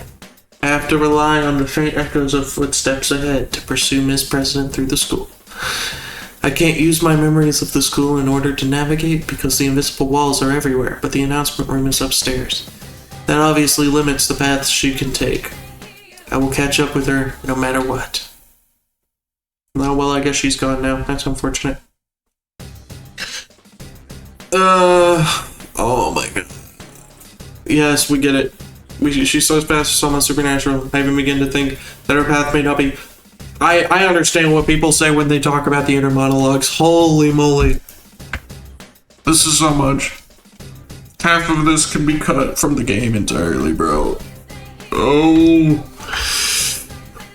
I even begin to think that her path may not be hindered by the invisible walls. Wait a second. Now that I think of it, she's not a participant in P1 Grand Prix. She didn't appear in the introduction video, and even though she'd been there when I faced off with Yukiko, she wasn't affected by the rules. Could she be able to walk through these walls? If so, then catching up to her will be quite difficult. Just as I'm thinking this, suddenly a blue door appeared. Oh, more Velvet Room! So I think, but when I consider the timing of this appearance... Thank you. I open my... Okay, yeah. And Margaret is smiling quietly at me as nothing's different. When she sees that I've noticed her, she speaks, "Where's my impatience?" You seem flustered, but time has no meaning here. Margaret politely points this out, knowing that I'm in a hurry. Time is meaningless, huh? I thought I had figured out a few things about this room, but it seems that there's still more for me to learn about it. If time doesn't pass while I'm in this room, then should I concentrate on what she's about to tell me? Once again, as if reading my thoughts, Margaret smiles. It seems you've emerged victorious and have come away with a piece of the truth. Though you are in a garden of deceit, you have the vision to go forward. Very impressive. Is that student council president's shadow really the cause of all this then? Who can say? All I know is that you are getting ever closer to the truth. There is one thing I can tell you. Margaret's golden eyes are fixed on mine. If that girl's shadow is the cause of this misfortune, she will face her trial. You have your own trial to overcome. Keep that to heart. My own trial? I don't mean to, but I repeat what Margaret Everyone just said. sees various things in you that draw them to you. Salvation. Holy moly, those hope. texts were I not... myself find fascination in watching over you. Whatever. Fate may not be the author of your trials, but you are destined to be tested. Why did she say it like, hold on, could I like... I wish I could hear that again, because that... I wanted to hear that you were destined to be tested. that was... Once again, Margaret is the freakiest Velvet Room attendant. Confirmed. I look up. I still don't understand what my own trial is supposed to be, but for some reason my mind is cleared up. Alright. I'll I'll do the next fight, and then I'm gonna have to be done. Because this has been a lot of reading. In any case, I need to keep chasing after Miss President. And now I immediately see a recognizable feature, her long ponytail. I found her. It's too dangerous to go. Miss President turns around in response to my voice. She's smiling. I was Calling me expecting impressed that you managed to catch up to me so quick. This calmness. Had she expected that I would follow her? I'm beginning to feel like she's toying with me, but I understand now. Nothing I can say to her will change her mind. Promise me that you won't leave my side. And you can't do anything rash. If you can't agree to those terms, I'll have to force you into protective custody. This is a matter of life and death for you. Sure thing. Then let's get to that announcement room together. Okay, good. I'm still with Laris. Woo! I was worried I was going to be left with nothing but my own thoughts, and then I'd have to read them. The inner monologues. A Persona fan's one true weakness is revealed. Reading. I thought that I'd be able to keep her in check by saying that our life was in danger, but she didn't seem to take any notice. She just shrugged and accepted my proposal. She's quite hard to deal with. I'm not sure if she knows how I'm feeling, but she speaks up. Mind if I ask you something? What is it? There's a moment of silence. Just as I'm about to ask her to go on, Miss President continues. It's tough, being forced to fight your friends, huh? Oh, sorry. You don't gotta answer. She must still be thinking about my fight with Yukiko. True, I'm slightly hesitant to talk about any of this, but it's a question that must be answered. That's how it feels to me. No, you're right. If I could avoid it, I would. But I believe in my friends. You mean your friends won't hate you after the fight? Or you think they'll understand that you don't really want to fight? I don't know. Both, maybe. I mean, there's no way we'd fight each other without some kind of reason. Will she believe that answer? I study Miss President's face. But when she opens her mouth, she has an unexpectedly gloomy look in her eyes. You had to kill each other. Kill each other? I truly hadn't anticipated that question. I'm caught off guard by how I hadn't even considered it.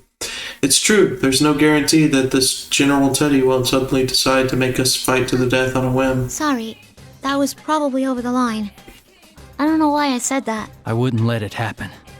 I wouldn't let it happen. Even if I was forced into such a situation, I would never follow that order. That's all I can say right now. But after getting my answer, Miss President cast her eyes down again. After seeing that behavior, how do I put this? I felt a sense of incongruity. Why could that be? Something doesn't feel like her. Could Miss President be carrying some unimaginable burden that she has yet to confide in us? Is it so heavy that she would ask that question of me? Speaking of which, if General Teddy does turn out to be her shadow, what does that mean about whatever repressed thoughts she truly has? Suddenly it seems that her courageous and cheerful demeanor are a mirror image of that, and a slight sense of fear chills down my spine. My thoughts race through my head while we walk down the hallway. What are you doing? I thought I broke my nose for a moment. It's that invisible wall again. Even though I should have been expecting them, I relaxed my cord and walked right into one. I hold my nose and wave Miss President looks concerned. There's an invisible wall. I don't think I can go through here. An invisible wall? Oh, that must have been why you broke out of the mime act every now and then. Well, if I can pass through, it must only be blocking the tournament fighters. This world sure is out there. This world sure is out there. Miss President walks through the place I had bumped into. So that must be the case. As I'd imagine, Miss President is unaffected by these walls. Is it because she's not one of the fighters in the Grand Prix? Of course, if General Teddy really is her shadow, maybe no doesn't apply to her. The entrance of the school building is ahead of us. But perhaps worst of all is that the wall I had just walked into is blocking me from reaching there. I'll just have to find some other way. No, there are walls there too. And the same can be said for the direction towards the entrance. A thought crosses my mind as I check the way we had come. It's as I thought, another invisible wall had formed where I had just passed. I can't go back. With walls in every direction, there's no way I can go. I'm trapped. And if I can't go anywhere, this can only mean one thing. This probably means. The moment I call out to Miss President, General Teddy appears on the monitor in the entryway. Means my third round in the B1 Grand Prix is about to begin.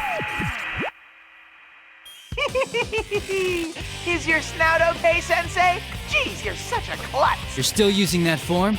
It's getting old. Why don't you just show your true self? Show me your true self! Boy, you've gotten peevish. I don't have any idea what you're talking about.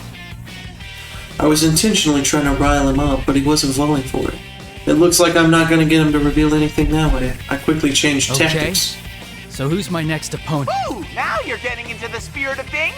Let me guess, you're starting to enjoy beating up your friends? Okay, with the next challenger, come on down! Starting to enjoy beating up your... anime moment? Oh no, just widescreen. Never mind.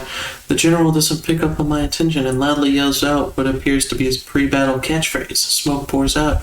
And who should appear from the smoke but the person I was expecting to see? 4 of us entered the TV together.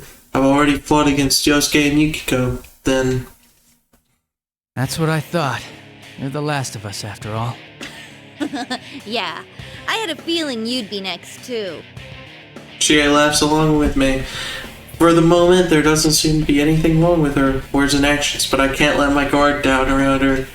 After all, I'd felt the same way when I encountered Yukiko, too. But as they say, the third time's the charm. I have to see if Chie's in her right mind. I decided the best way to do that is to be calm and start a conversation with her. You know what they're doing, right? Before I can begin to explain, Chie cuts me off. I know. The stuff we say gets twisted around so we end up fighting each other, right? Don't worry. You're the son of a bitch who left us as soon as the last case ended, but you're still our good friend. I mean, you have it easy. You're just fighting your friends. Bro, what is Chie talking about? To keep killing over and over, all because of you humans! What is it? Chie, what is going on? Now this is obvious. Chie is clearly not herself. And so blatant her words don't offend me at all. Moreover, it's not just out of character, but Chie would never say anything like that. And you humans? That's as good as confessing you're not human. Alright, carnivore was it? Miss President is watching us from nearby. She looks more dumbfounded than worried. Still, what Chie said at the end caught my attention. I had to keep killing over and over. About killing, huh? Miss President was talking about it earlier, too. This must be. It hurts. It hurts. It hurts. Bro, is Chie a crackhead now? I'll give you a taste of the pain they put me through! She's not even trying to sound like Chie anymore. Yeah, no, she's sounding like a cracked out dude. What the hell? I can't even begin to understand what she's talking about. But if a shadow is intentionally making people say these things, what does that mean about this president? Killing each other? All because of humans? What kind of secret past could the new student council president of Yasagami High be harbored? No, now's not the time for this. I'll have to look into this after we've cleared up all the confusion between us. I ignore her words and draw my sword. Immediately, Rise's voice echoes through the area, as if she was waiting for this. Well, round 3 of the P1 Grand Prix already. Word on the street is that the carnivore may have a slight advantage. Will you, Senpai, all talk and no skill, manage to eke out a win this time? Let's get this show on the road. Bro, what do you mean all talk, no skill, dog? I defeated Yukiko with minimal harm to me.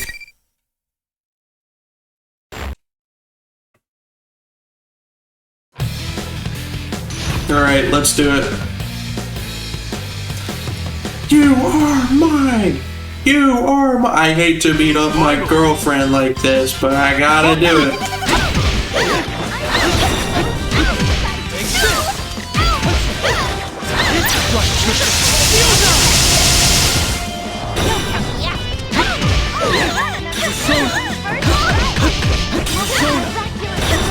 Okay, that was kind of clean. That was kind of clean though.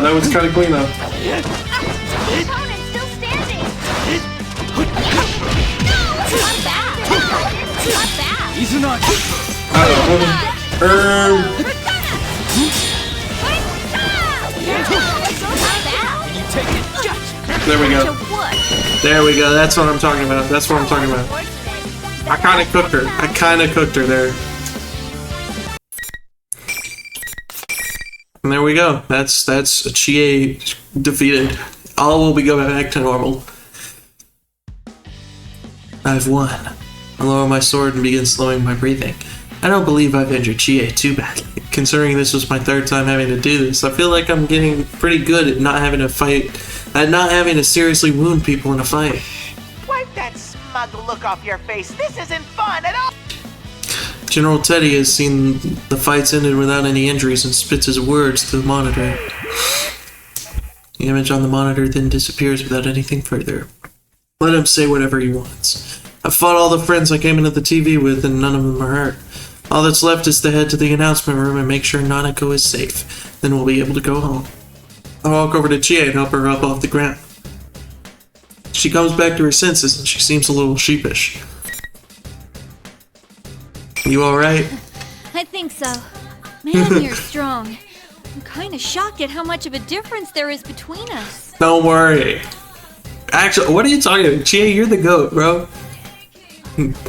Kid named Galactic Plant. Look who's talking. I've never been kicked around so badly in my life. I wait for Chie to reach her feet and then tell her everything that's happened up to this The point. others are safe too? What a relief. I was pretty worried. Chie is so relieved that she sits down on the floor once more. I can't help but smile at that reaction. She really does care about her friends. Yeah, these are the people I believe in. Seeing us exchanging smiles like nothing was wrong, Miss President sounds perplexed when she speaks You guys up. really are tight, aren't you? Makes me jealous. Well, we did spend a whole lot of time together last year because of that case. Sure, I was surprised to hear such weird stuff coming from him, but I know he'd never say any of that to me. I would never say any of that to you. Were you? Wait a second. Oh, reaction. No, I forgot about that. I quickly introduced Miss President and tell Chie that she may be a victim of this case. But Chie looks again at Miss President suspiciously. Student council president? You mean ours? That doesn't seem right. I remember the new president being a guy. What are you saying? I'm the student council president. Who else would I be? I'm pretty sure, though. Maybe if you told me your name, I'd remember. My name... Miss President stops moving. What's going on? She can't tell us her name? That's not a strange question, is it? But for some reason, Miss President seems unable to answer. I sense some kind of incoherent melancholy. She and I share a tense glance. My name's... What's wrong? My... memories... No, I don't want to fight anymore. Why do we have to kill one another? Kill one another? I gasp when I hear the words fall from her mouth. I don't know what's crossing her mind right now, but she's definitely not acting normally. I glance at Chie, then try to approach Miss President in the hopes of calling her down. That warming, Miss President begins flailing her arms as if trying to ward off demon style, only she can see. Chie reaches out and touches her in concern. Miss President's arm catches Chie and easily knocks her aside. Bro, the power scaling's crazy. What power? I barely managed to catch Chie before she slams into the concrete wall. Still, this... Wait, I know this. This is the Adachi song. Oh, I love Adachi. My goat. Well, aren't you stupid little kids? I don't know what Adachi would say in this situation, but he would probably say something like that. Still, this sudden breakdown. What in the world's happened to Miss President? Once I've helped Chie back to her feet, we carefully approach her from both sides. This will be a little rough, but it can't be helped.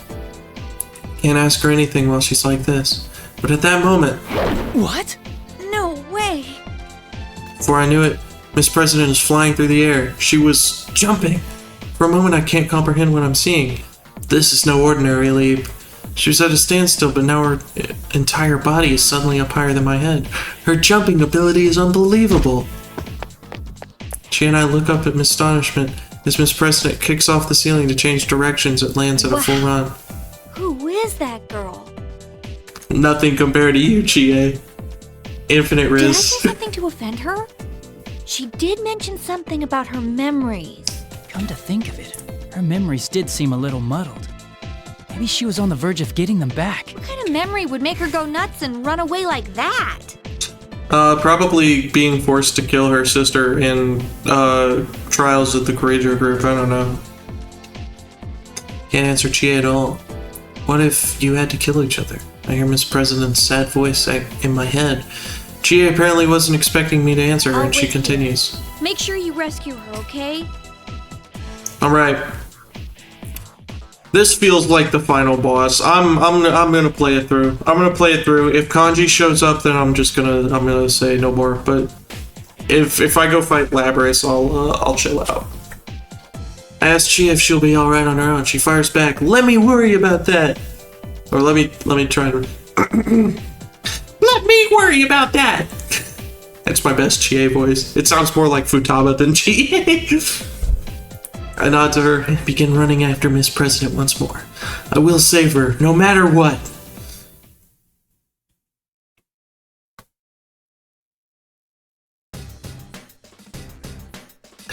Even though I was running as fast as I could, the invisible walls keep preventing me from making much headway. I attempted to strike at the walls with my persona, but nothing happened. So many invisible walls, one after another. Miss President can pass through them. I don't know if I can keep up the pursuit. The announcement room is still my destination. There's no way to know if that's where Miss President is headed as well, but if there's a shadow waiting for me there, I'll need to get there anyway. Teddy and Rise should be in the announcement room, and if Nanako is being held captive, that's where she'd be as well. I have to keep running, but yet another wall blocks the hallway. At first, I think this is a dead end. I realize I can cut through a classroom and come out the other side of the wall. It's forcing me to enter the room rather than letting me go straight. This probably means I brace myself and put my hand on the door. The moment I step inside, a familiar voice echoes in my mind. Hi. Senpai! Can you hear me? Please answer me! That voice. Is that you, Rise? The real one? Her voice isn't coming from the PA system. I'm actually hearing it in my head. This has to be the work of Rise's persona. Thank goodness. I've been all alone since that weird fake Teddy captured me. And then you were all fighting each other. I can hear the relief in her voice. She sounds so different from the insensitive and rude voice that had been coming from the PA system. This is indeed the Rise I know. Where are you now, Rise? Can you locate where I am? I'm sorry, I don't think there's time. I'm stuck in the announcement room. Please, Senpai, you have to hurry. If you don't, he'll... Rise! What's wrong, Rise? Long Way is such a good... Long Way is another, like, contender for top 10 Persona 4 songs. Long Way is really good. I don't know if it's as good as Secret Base, though. It might be. Between Long Way and Secret Base are clearly, like, the good ones when it comes to Persona 4 dungeon music. Obviously not counting Heaven. But, like, let's be so for real. The first 4 dungeon themes were ass, bro. They sucked. There is no answer. The communication has been cut off. Has something happened in the announcement room? My heart begins racing. The enemy made us fight each other as participants in this tournament, but they had captured Rise as well. It's clear to me that they must have been worried about her using her persona's power to tell us the truth, but that's not important right now. If she was just captured to prevent her from contacting us, then the enemy must think of Rise as being less valuable than those who had to fight. She sounded okay, but who knows what might happen to her now. I have to hurry. Pardon me for interrupting while you are lost in thought. Wait, am I gonna fight Aegis? A hand brushes my shoulder. In surprise, I jump away and draw my sword. I can't believe that I let myself get so lost in thought that I didn't notice someone until they touched me. This is the second time I've let myself get so distracted. Man, fuck it, I'm just gonna try and play through. I don't know how many fights I've got left, but if it's going through the entire roster, that's crazy work. Because there's in the original roster, it was because we're doing Aegis right now. So the rest of the original roster is Naoto, Kanji, Mitsuru, Akihiko, which is a lot. I've gotten used to having my friends with me while we investigated last year. I can't pay attention to the entire world on my own. I need to brace myself. I look up and see another unfamiliar face. A girl with blonde hair and striking blue eyes. Wait, a girl? Her face and voice seem human-like, but the rest of her, there's metal everywhere, all over her body. For a moment I wonder if this is just an elaborate costume, but I can see the interior framework of her body where her joints connect. I didn't mean to startle you. You're, It's nice to meet you. My name is Aegis. And no, I am not human. I'm gonna be for the only voice I prefer in the new Persona 3 compared to like old. Well, yeah, the only voice I really prefer in new Persona 3 is Aegis. I think Aegis is the only one I really prefer in new Persona 3. The other ones I like the old ones better. You are the one from the introduction video, listed as the Sister Complex Kingpin of Steel, Narukami-san, correct? The question catches me off guard. I wasn't expecting a complete stranger to call me that. And did she say she wasn't human? It's, well, when Yosuke called me by that stupid title, I knew it was a joke, but when a stranger says it, it sounds like they truly believe it. Huh. This is a pain. Nanako is important to me, but calling it a complex is stretching things. No, wait a second. I was trying to play it off, but I ended up blurting out Nanako's name anyways. Calm down, I need to take this conversation away from this subject. Clear my throat and try to start Aika-san, over. was it? Why are you here? Our primary objective is the destruction of shadows, but we have come to this world on a different mission. The destruction of shadows? She fights shadows, but how could she do that Does that mean? Yes, I have a persona as well. Though my body is a machine, personas are the strength of the heart after all. Just as I thought. I'm surprised to find another Persona user outside of my group of friends, and a robot on top of that. I can't come to grips with all of this. From the way we were talking, she seems like just a normal person, only in an interesting suit. True, I've seen stories on the news about robots looking uncannily like real humans. But isn't something like this far beyond those? Still, I can't help but believe the evidence of my own eyes. I mean, I've been hopping in and out of TVs for the past year. Who am I to say what's strange or not? Perhaps the technology behind her creation has supernatural roots of its own. I find myself growing more and more interested in how she came to be here, but I have to put that aside for now. There's something I need to find out from her first. This P1 Grand Prix, it's so similar to the events of last year, but to think it would involve someone like her. I don't have a clear picture of everything that's happening, that's for sure. I calm myself, then ask her what I feel would tell me what she's doing in this world. What is this mission of yours? She opens her mouth to respond, but just then... the monitor inside the classroom turns on. It's at that moment that I suddenly remember. It's likely that I'm gonna have to fight here. I'd forgotten about sensing that when I entered the room. So that's where you got to, Sensei. I've been looking all over for you. Ooh, who's the honey?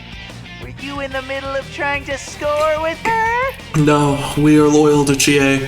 Though if my name was Makoto Yuki, I may or may not score with both Aegis and Yukari. As if you didn't know. You're the one who lured us both here.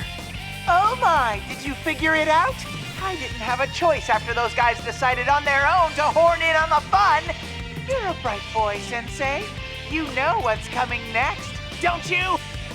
The general on the monitor gives me a twisted smile. Could Aegis-san's mission be something that would cause him trouble? I can't figure out what his motives are, but he's using us to crush each other. In other words, she's the next challenge that's being set against me.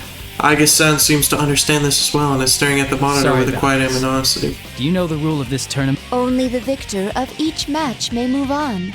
Yes? I have nothing against you, but I'm in a hurry for my own reasons. Neither of us, in other words, can back down.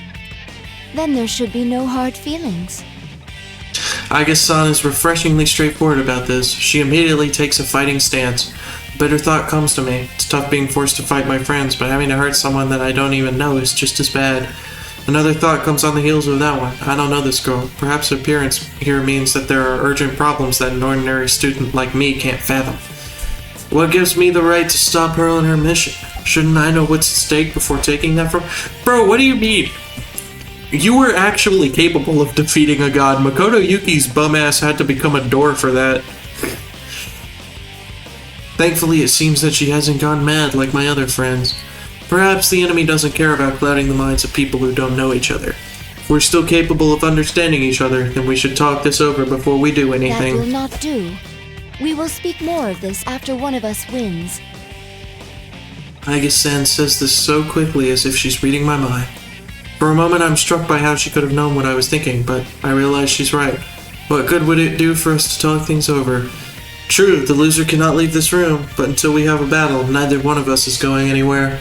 It doesn't really matter if we can come to an understanding or not. Till we have our fight, none of our goals are going to be accomplished. If that's the case, then it's better if we don't hear about each other's problems before we fight. That could be why Aiga-san hasn't told me anything. This must be her version of kindness. I silently ready my sword. Aiga appears to smile slightly when I do. Right, I'm not gonna give up on what I'm fighting for either. I need Nanako and my friends to be safe. And I have to make sure that Miss President is okay. I will use everything I can to protect them. To thank her for her consideration, I make it a point to announce I'm ready to start the fight. Here goes. There's no need to hold back. Indeed. Let us do battle. Bro, Narukami slams. Not even gonna lie. Alright. Let's do it.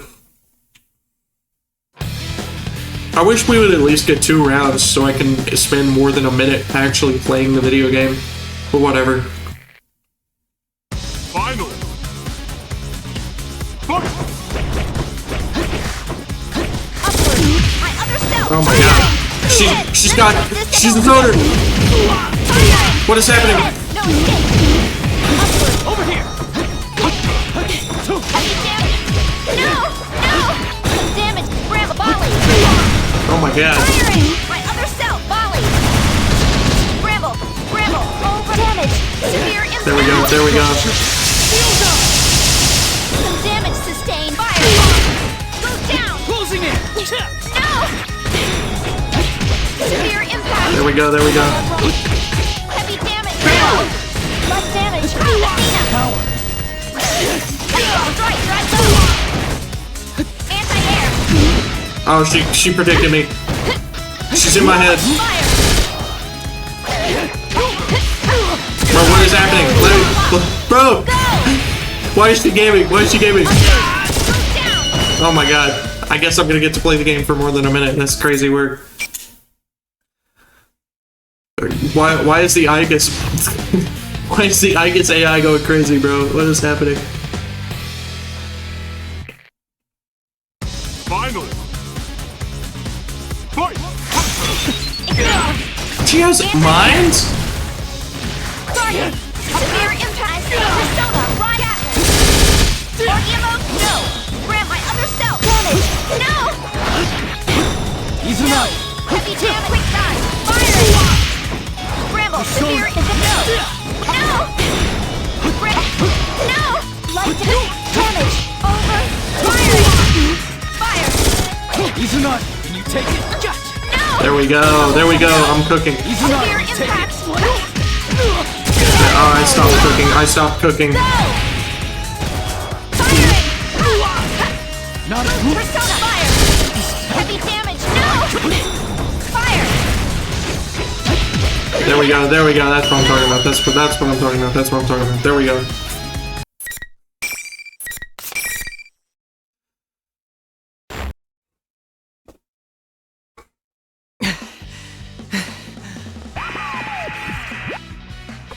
Wowza! Now that's the sensei I know! That hunk of junk was no match for you! Actually, it kind of was. Serves you right! Keep suffering! Friend against friend, beating the heck out of each other! A machine with the power of a persona. She was made to fight shadows, but I had no idea what she was capable of. I feel like my mind's been drained even more than my body.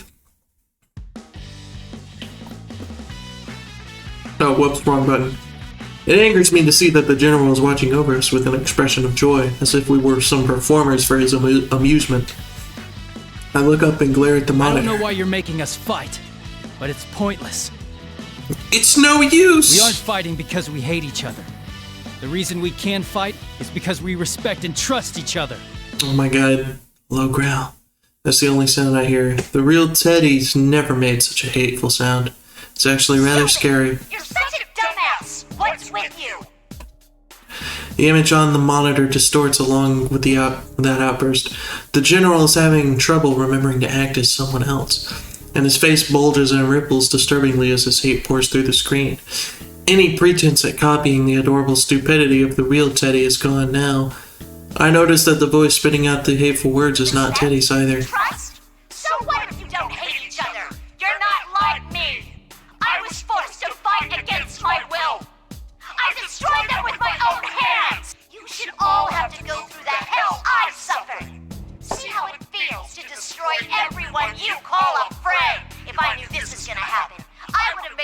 rules, so you had to kill your opponent to move on. The general on the monitor What are you continues to talking rage. about? Why did you set this tournament up? The moment I say that, I feel that all the dots have become connected. When Miss President had asked out the blue if we were going to be forced to kill each other, that ominous muttering of killing one another, were those both something that could have come directly from her past? Maybe she had been forced to fight against people she didn't want to fight. Had she been forced to destroy something that was precious to her? There's no way to know for sure, but it's possible. Considering this, it kind of explains why her shadow would have created a tournament like this. That is, she wanted us to feel what she went through. I might not be entirely correct, but I feel like I'm close to the truth. Should I just ask General Teddy about my suspicions? But as I'm considering raising my voice... Pardon my eccentric entrance. What? Mitsuru! Oh, it's Elizabeth? I forgot. They were voiced by the same person back in... My fault. They were voiced by the same person, okay? It's my fault. When I look up, I see a young woman emerge from a cloud of dust. While not as strange as I guess, she seems a little uncommon as well. But even beside that, why did she have to come through the ceiling? This room has doors. It makes no sense at all. I was about to get to the heart of the matter with General Teddy, but the monitor in this room has been destroyed, along with the ceiling. Though she seems oblivious to my confusion, the girl cocks her head and apologizes again. Please excuse me. I didn't have the faintest idea that someone would be here. Faintest? Fiend? Something along those lines at any rate. I love Elizabeth. Elizabeth is easily the best Velvet Room attendant, and it is not even close. Margaret may be the freakiest, but Elizabeth is the best. The blue suit she's wearing, it looks familiar. And with that silver hair and golden eyes, could it be? From the Velvet Room? My, is this what's known as being hit on? Bro, what are you talking about? A ritual where one human approaches another based solely on appearance and bets on the inner self being equally attractive. Oh my god. I love Elizabeth. No, I'm not hitting on you. You just remind me of someone I know. Okay. So that actually sounded like I really was hitting on her. No, I need to stop thinking about that. In any case, I need to ask her Do you something. know anyone by the name of Margaret? Margaret? When she repeats the name, her face seems surprisingly useful. I've been taken aback by her bizarre speech and actions, but could this girl be younger than me? Her profile simultaneously evokes the images of a pondering philosopher and an innocent girl. I can't figure out how exactly to speak to her. Just be depressed, bro. Should I be more polite? I guess that doesn't matter too much. Anyway, worrying about the niceties isn't the most important thing right now. Also, Burn My Dread is playing, which is big. I think this is last battle Burn My Dread, though. Oh, actually, we should first... Ah, that had slipped my mind also. My name is Elizabeth, dear me. To hear that name fraught with memories in such a mundane, remote place. She thinks of this world as a mundane place? That's confusing. Yasuinaba may be out in the countryside, but I don't think it's as bad as people say it is. The girl Elizabeth suddenly bows elegant to me. Margaret is indeed my sister's name. Can I take that to mean that you are another guest of that room? I see. So she's Margaret's sister. That would explain why she reminds me of her. Elizabeth-san, huh? Well, I guess that's the case. It's true that there was a time when I visited that room. Yeah, today. Igor, Margaret, now Elizabeth. Seems that there are more people who call that place home than I thought. I think I'm glad I met Margaret last year instead of this girl. But why is a resident of the Velvet Room here? Did Margaret send you with a message or something? I am currently utterly neglecting my duties. Is that so? Is that so? Again, let out the inner Adachi there for a second. That doesn't really tell me much, and I have no response anyway. So what possessed her to come blasting in through the ceiling instead of using the door? I decided not to bother asking her that. I've met so many different people over the last year, but trying to have a conversation with this girl is like trying to ride a wild horse. She's going to ignore the direction I'm trying to steer us towards and just veer off wherever she wants. Best to just hold on and go along for the ride then. Maybe if I pay attention, she'll tell me something worth my time. Even if I try to ask her any questions, she'll likely just be confused anyways. Just as I'm having that thought, the girl seems to have noticed my hesitation and starts to talk about herself. Her eyes are lit up with a sincere passion. She really is a hard one to read. A certain desire. It may take a very long time for it to be realized. In order for my wish to be granted, I require a power much greater than what I have. The power of the wild card that changes bonds into string. I have a feeling that the key lies there. I know a little about the wild card, but... I feel that the first glue to granting my wish lies within that power. Glue? Flu? Influenza. Something along those lines at any rate. She's having trouble coming up with the right words, but I can hear the sincerity in her speech. Probably. In other words, I think she means that the power of the wild card is related to her desire and came here. I don't think it's worth it to ask how she knew I had that power or where she found out about it. Just as I'm struggling to follow the meandering path of her conversation, she brings up an outrageous suggestion. Might I suggest that you and I fight? What? Someone please tell me how she reached the conclusion that this was a good idea. I don't think I have a chance of talking her out of it, though. But of course I have to try, so I say... Oh, how give me a break. This is making me. My expectations are does skyward it. at Mach speed. To be direct, I'd like for you to show me the potential slumbering within This me. has got to be like the penultimate fight, right? Like Elizabeth's going to be cracked, right? Just in case. You understand what I'm saying, right? There's no illusions at work? Such parlor tricks can get stuffed. I see. So you're actually in your right mind here. That's kind of... I don't think Elizabeth's ever been in her right mind. She's kind of silly like that. Well, maybe she understood what I meant when I mentioned the illusions. If that's so, then she at least must have some idea what's going on around here. And even though she might understand it, she still wants to fight me. I wonder, though, if she's unrelated to General Teddy's plans and invited herself into the tournament, do the usual rules apply? As I think about this, Elizabeth Sand taps her foot on the ground and takes a fighting posture. She really does want to fight. The huge leather-bound book in her hand opens, as if by itself. A torrent of power pours from the open book with a blue light.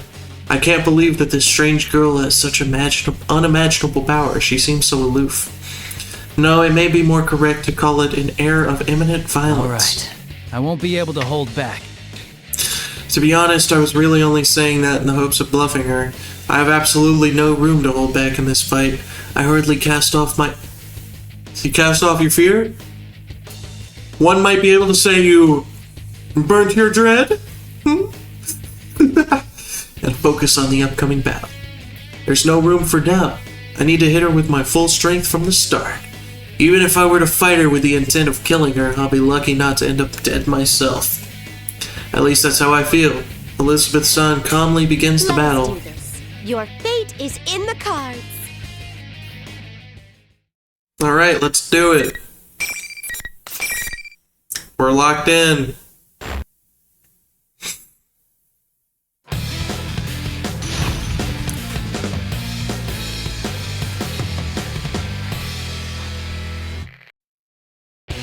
Final. Fight! How mean. Oh my, oh no.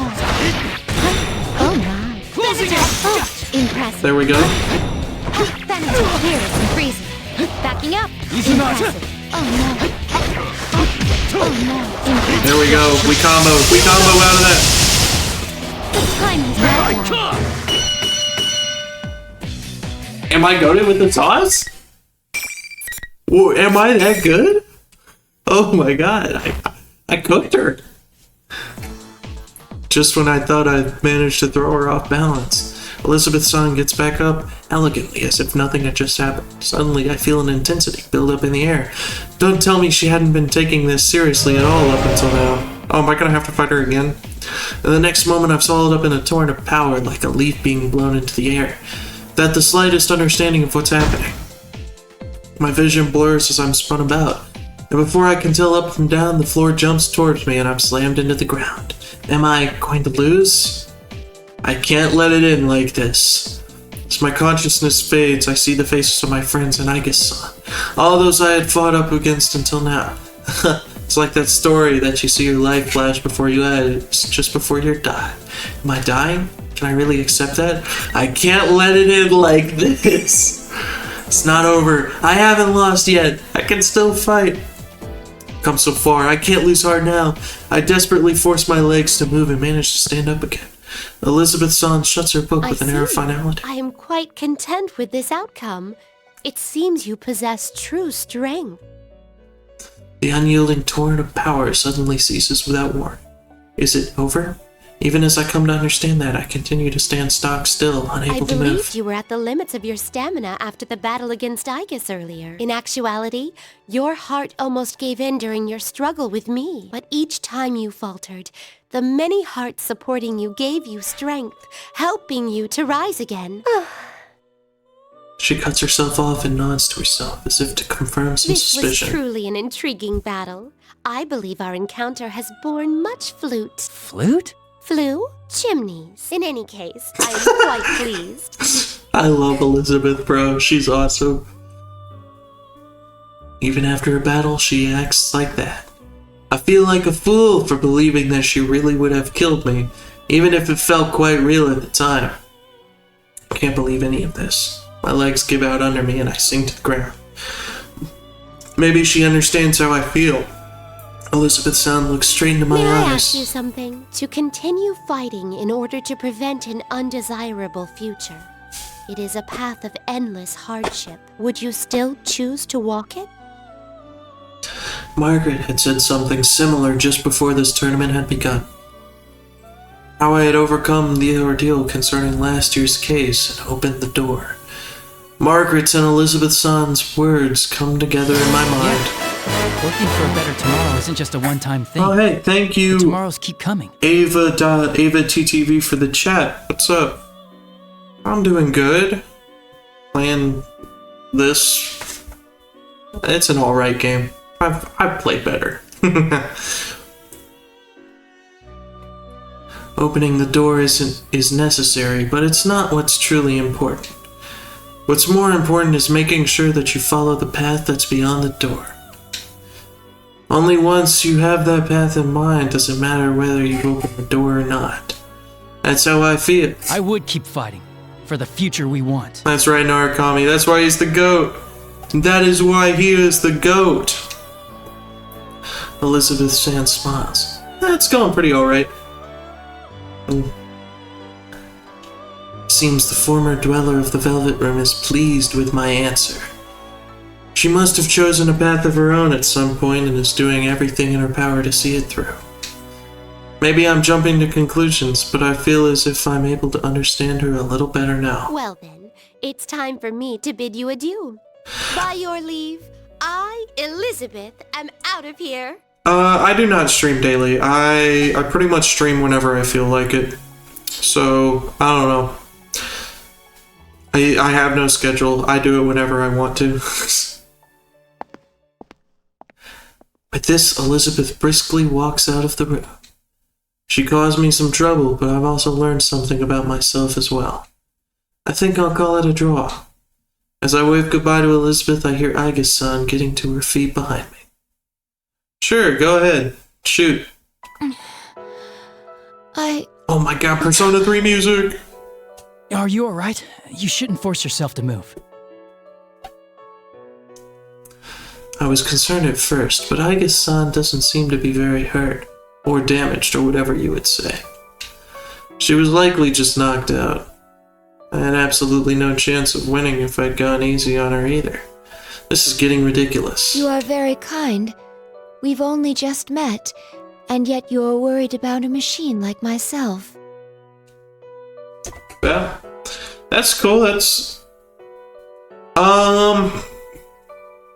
maybe on my own time. If you link me an Instagram page or something, I'll maybe look at on my own time. I'm currently invested in something else right now.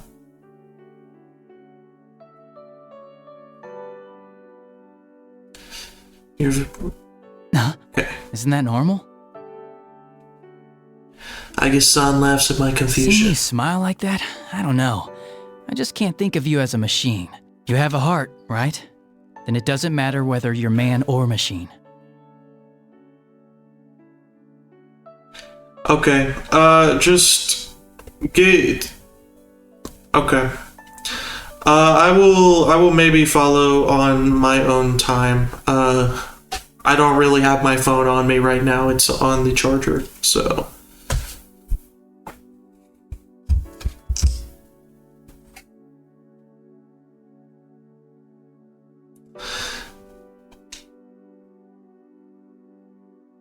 Aiga-san stops laughing and thinks deeply for a moment. But after a few seconds, she looks back up at me with a serious look in her eyes. You have defeated me in single combat. That will make it difficult for me to continue forward. But I believe I can trust you. Whoops. Will you listen to my mission directive? My Instagram is private, so I won't be able to receive a follow request at the time. Or I won't be able to accept it. Yeah, I'll get around to it after stream.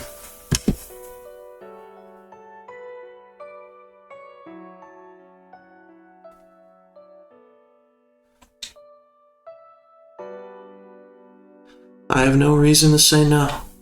I look Aiga-san square in the eye and nod reassuringly.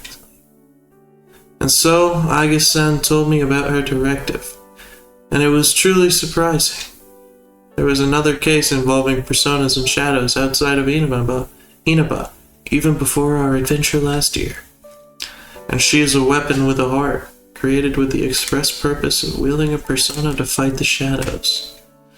She believes that this current situation came to be because someone had stolen a similar weapon and caused it to enter the TV world. So, there's another girl robot with a heart like you, and she's the cause of all this? We came to this world to retrieve her, my older sister, the 5th generation anti-shadow suppression weapon, Labris, is in this world somewhere. I wonder. Nanako, Miss President, her shadow, and now Labris? I have a mountain of tasks to accomplish now. But even though I have a lot to do, I can't ignore any of it. Tell me more about Labris, and I'll do what I can to help you get her back. Unfortunately. Aiga-san's expression clouds. She said that she was a machine, but she really is no different from a human.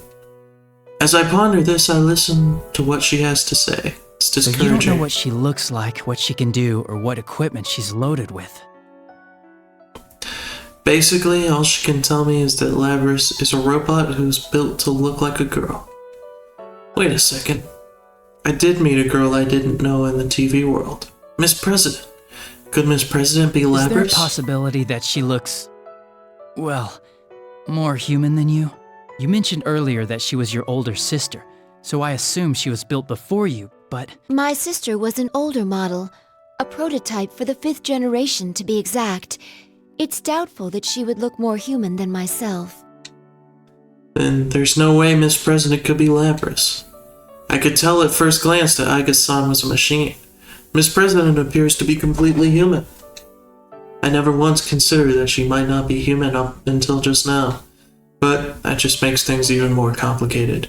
What in the world is going on inside this TV? Alright, in any case, I'll keep an eye out for her. But right now, I'm heading to the announcement room. If Labris is the cause of this, then I'm bound to meet up with her eventually. I shrug slightly.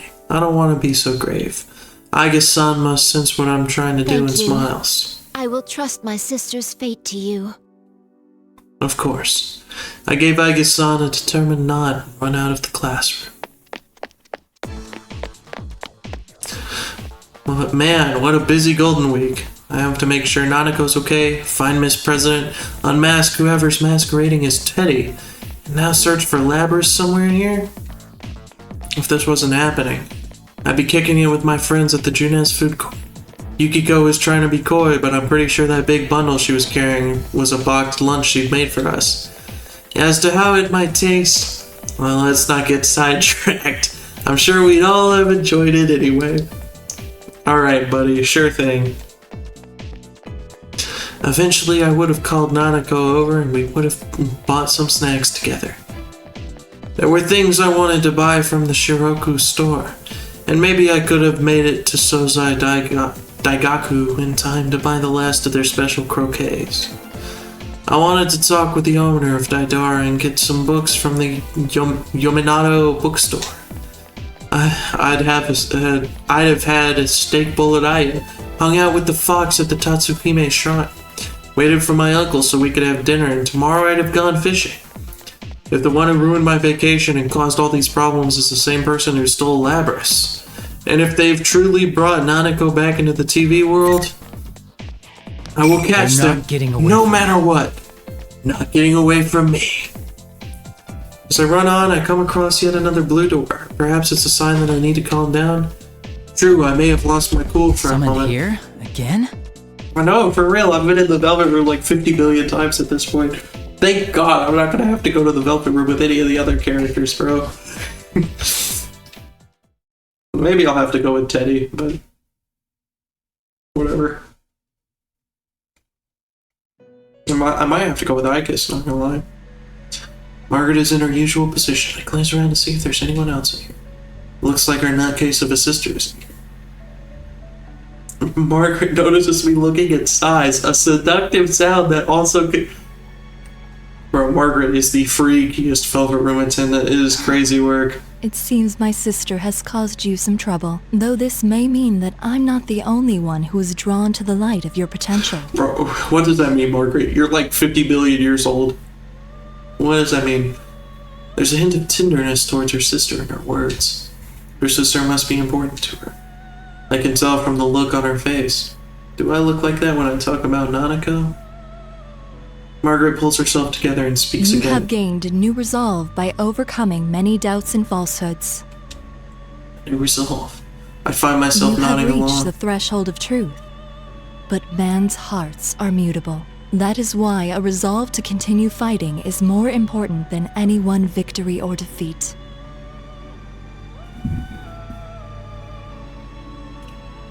Yeah, I understand. But this will be a difficult battle without end. Are you equal to the challenge?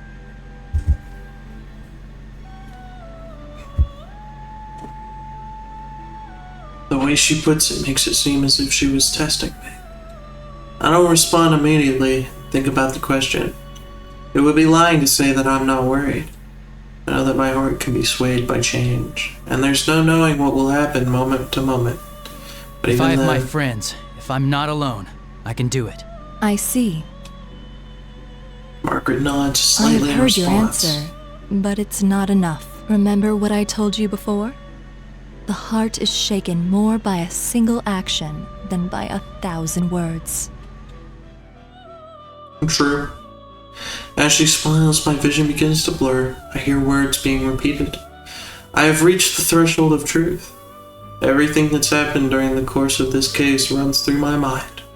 The new appearance of the TV world, this tournament, pitting us against each other, the student council president and a fake Teddy, my encounter with a weapon with a heart, Aiga-san searching for her sister, Labras, and the determination that I've gained through these constant battles. What I must accomplish. How do I show what I've decided through my actions?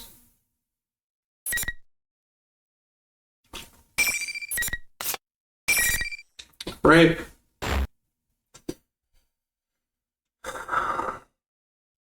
Surely we're almost there, right? Seems that the number of invisible balls has decreased. Could this mean that the end is near? Just as I think that, I hear a familiar voice. That was Miss President's voice. It was coming from the door to the announcement room. I finally made it.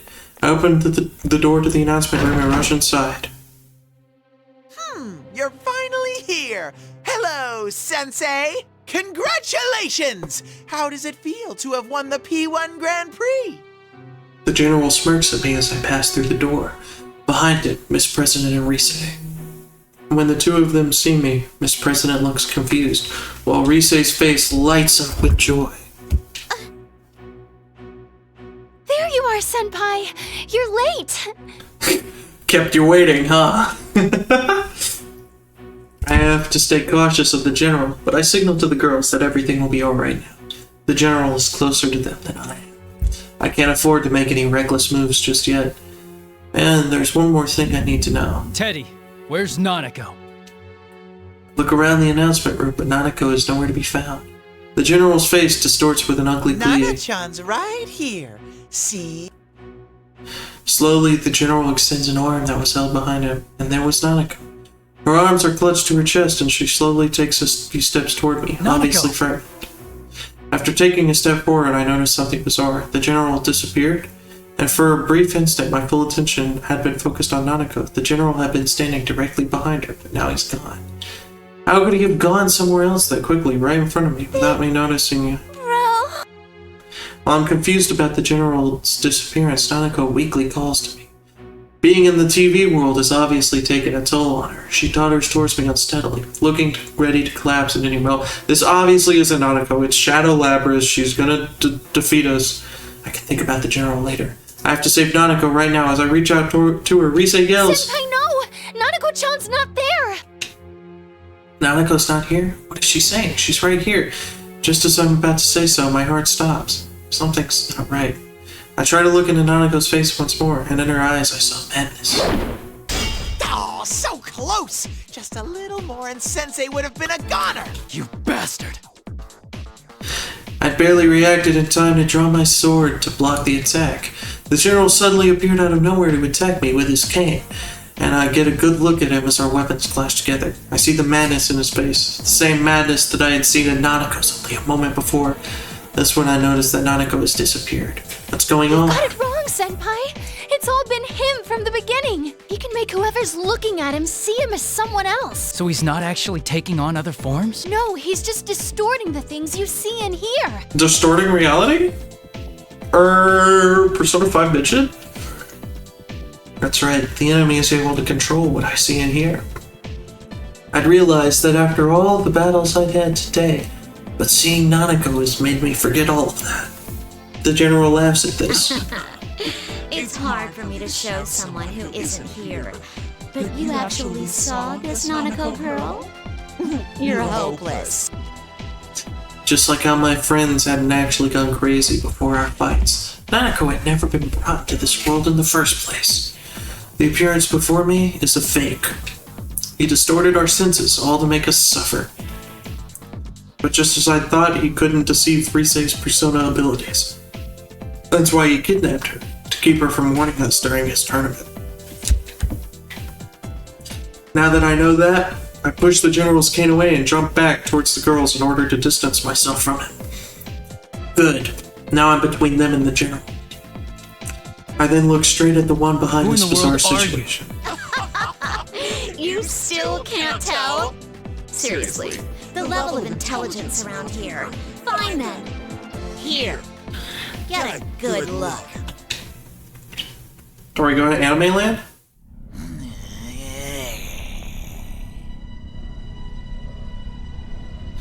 That's kind of a hard shot, I can't lie.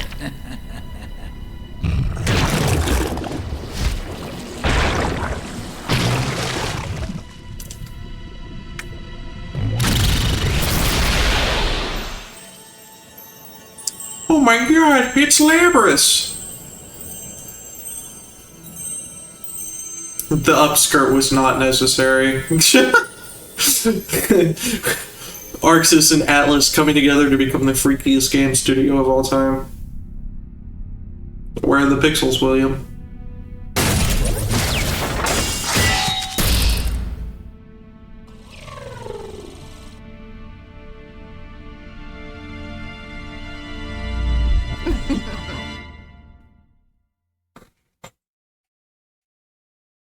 I am a shadow.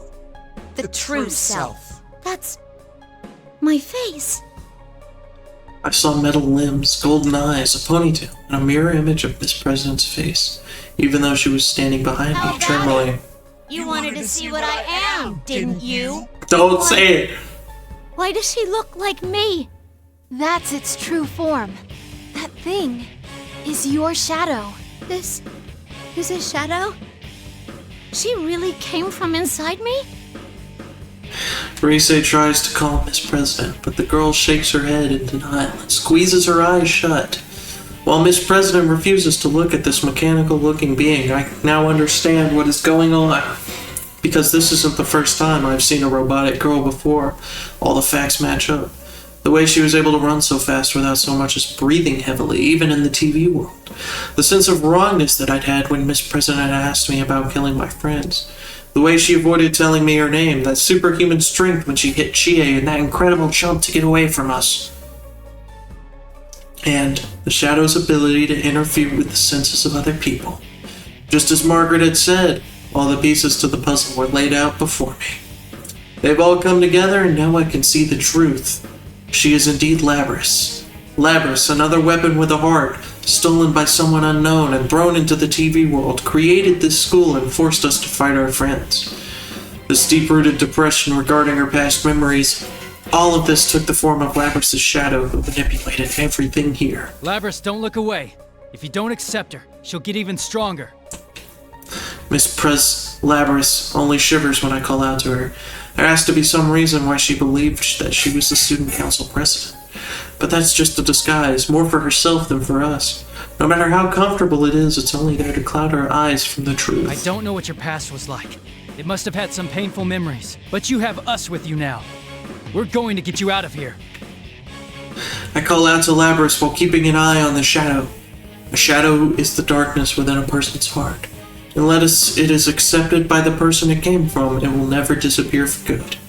But with that in mind, all we can do is watch over her as she accepts this darkness within her. We'll have to protect her when the shadow goes berserk and tries to kill her. But Labrys continues to shake her head and tremble violently.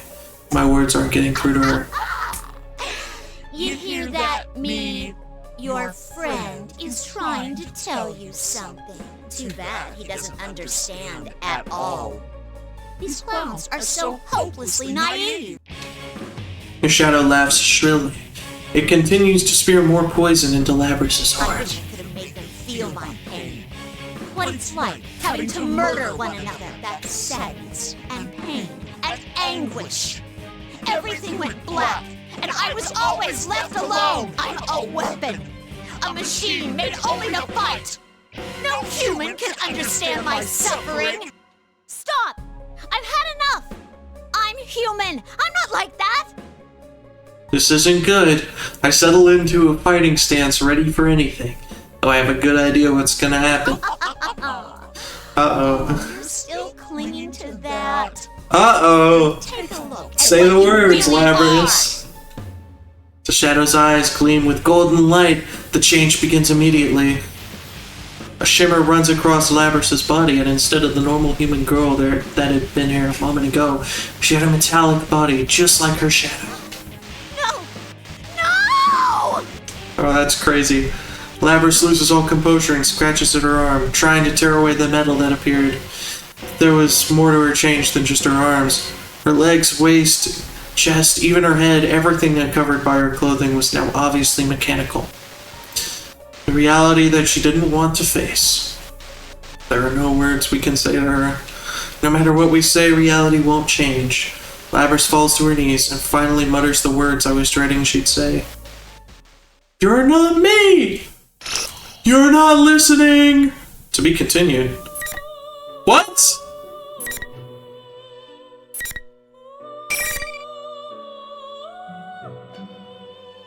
I don't get to...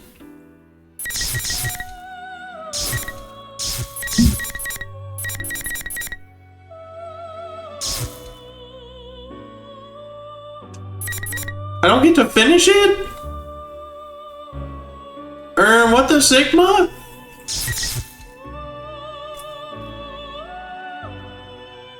Do I have to complete everybody else?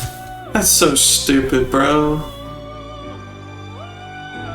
I was all revved up for a fight, too. Come on, man. And Elizabeth is the final boss. I guess. Actually, no, I kind of shit on Elizabeth. I guess was a more difficult fight than Elizabeth. That's crazy work. That is crazy work, brother. Alright, well, that's it for that then.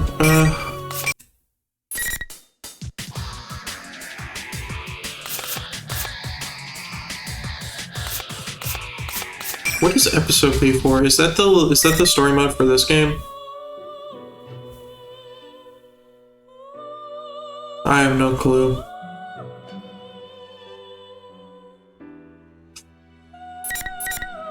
whatever.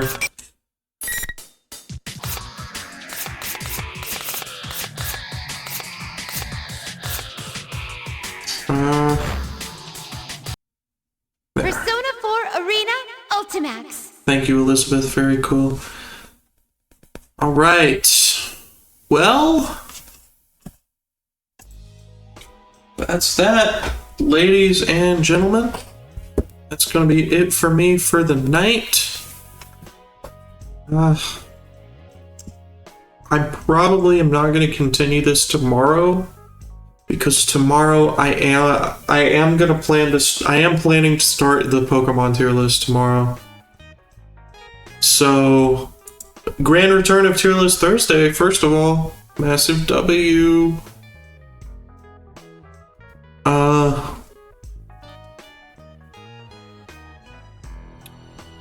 Beyond that, really nothing else left to say, so later, Gators.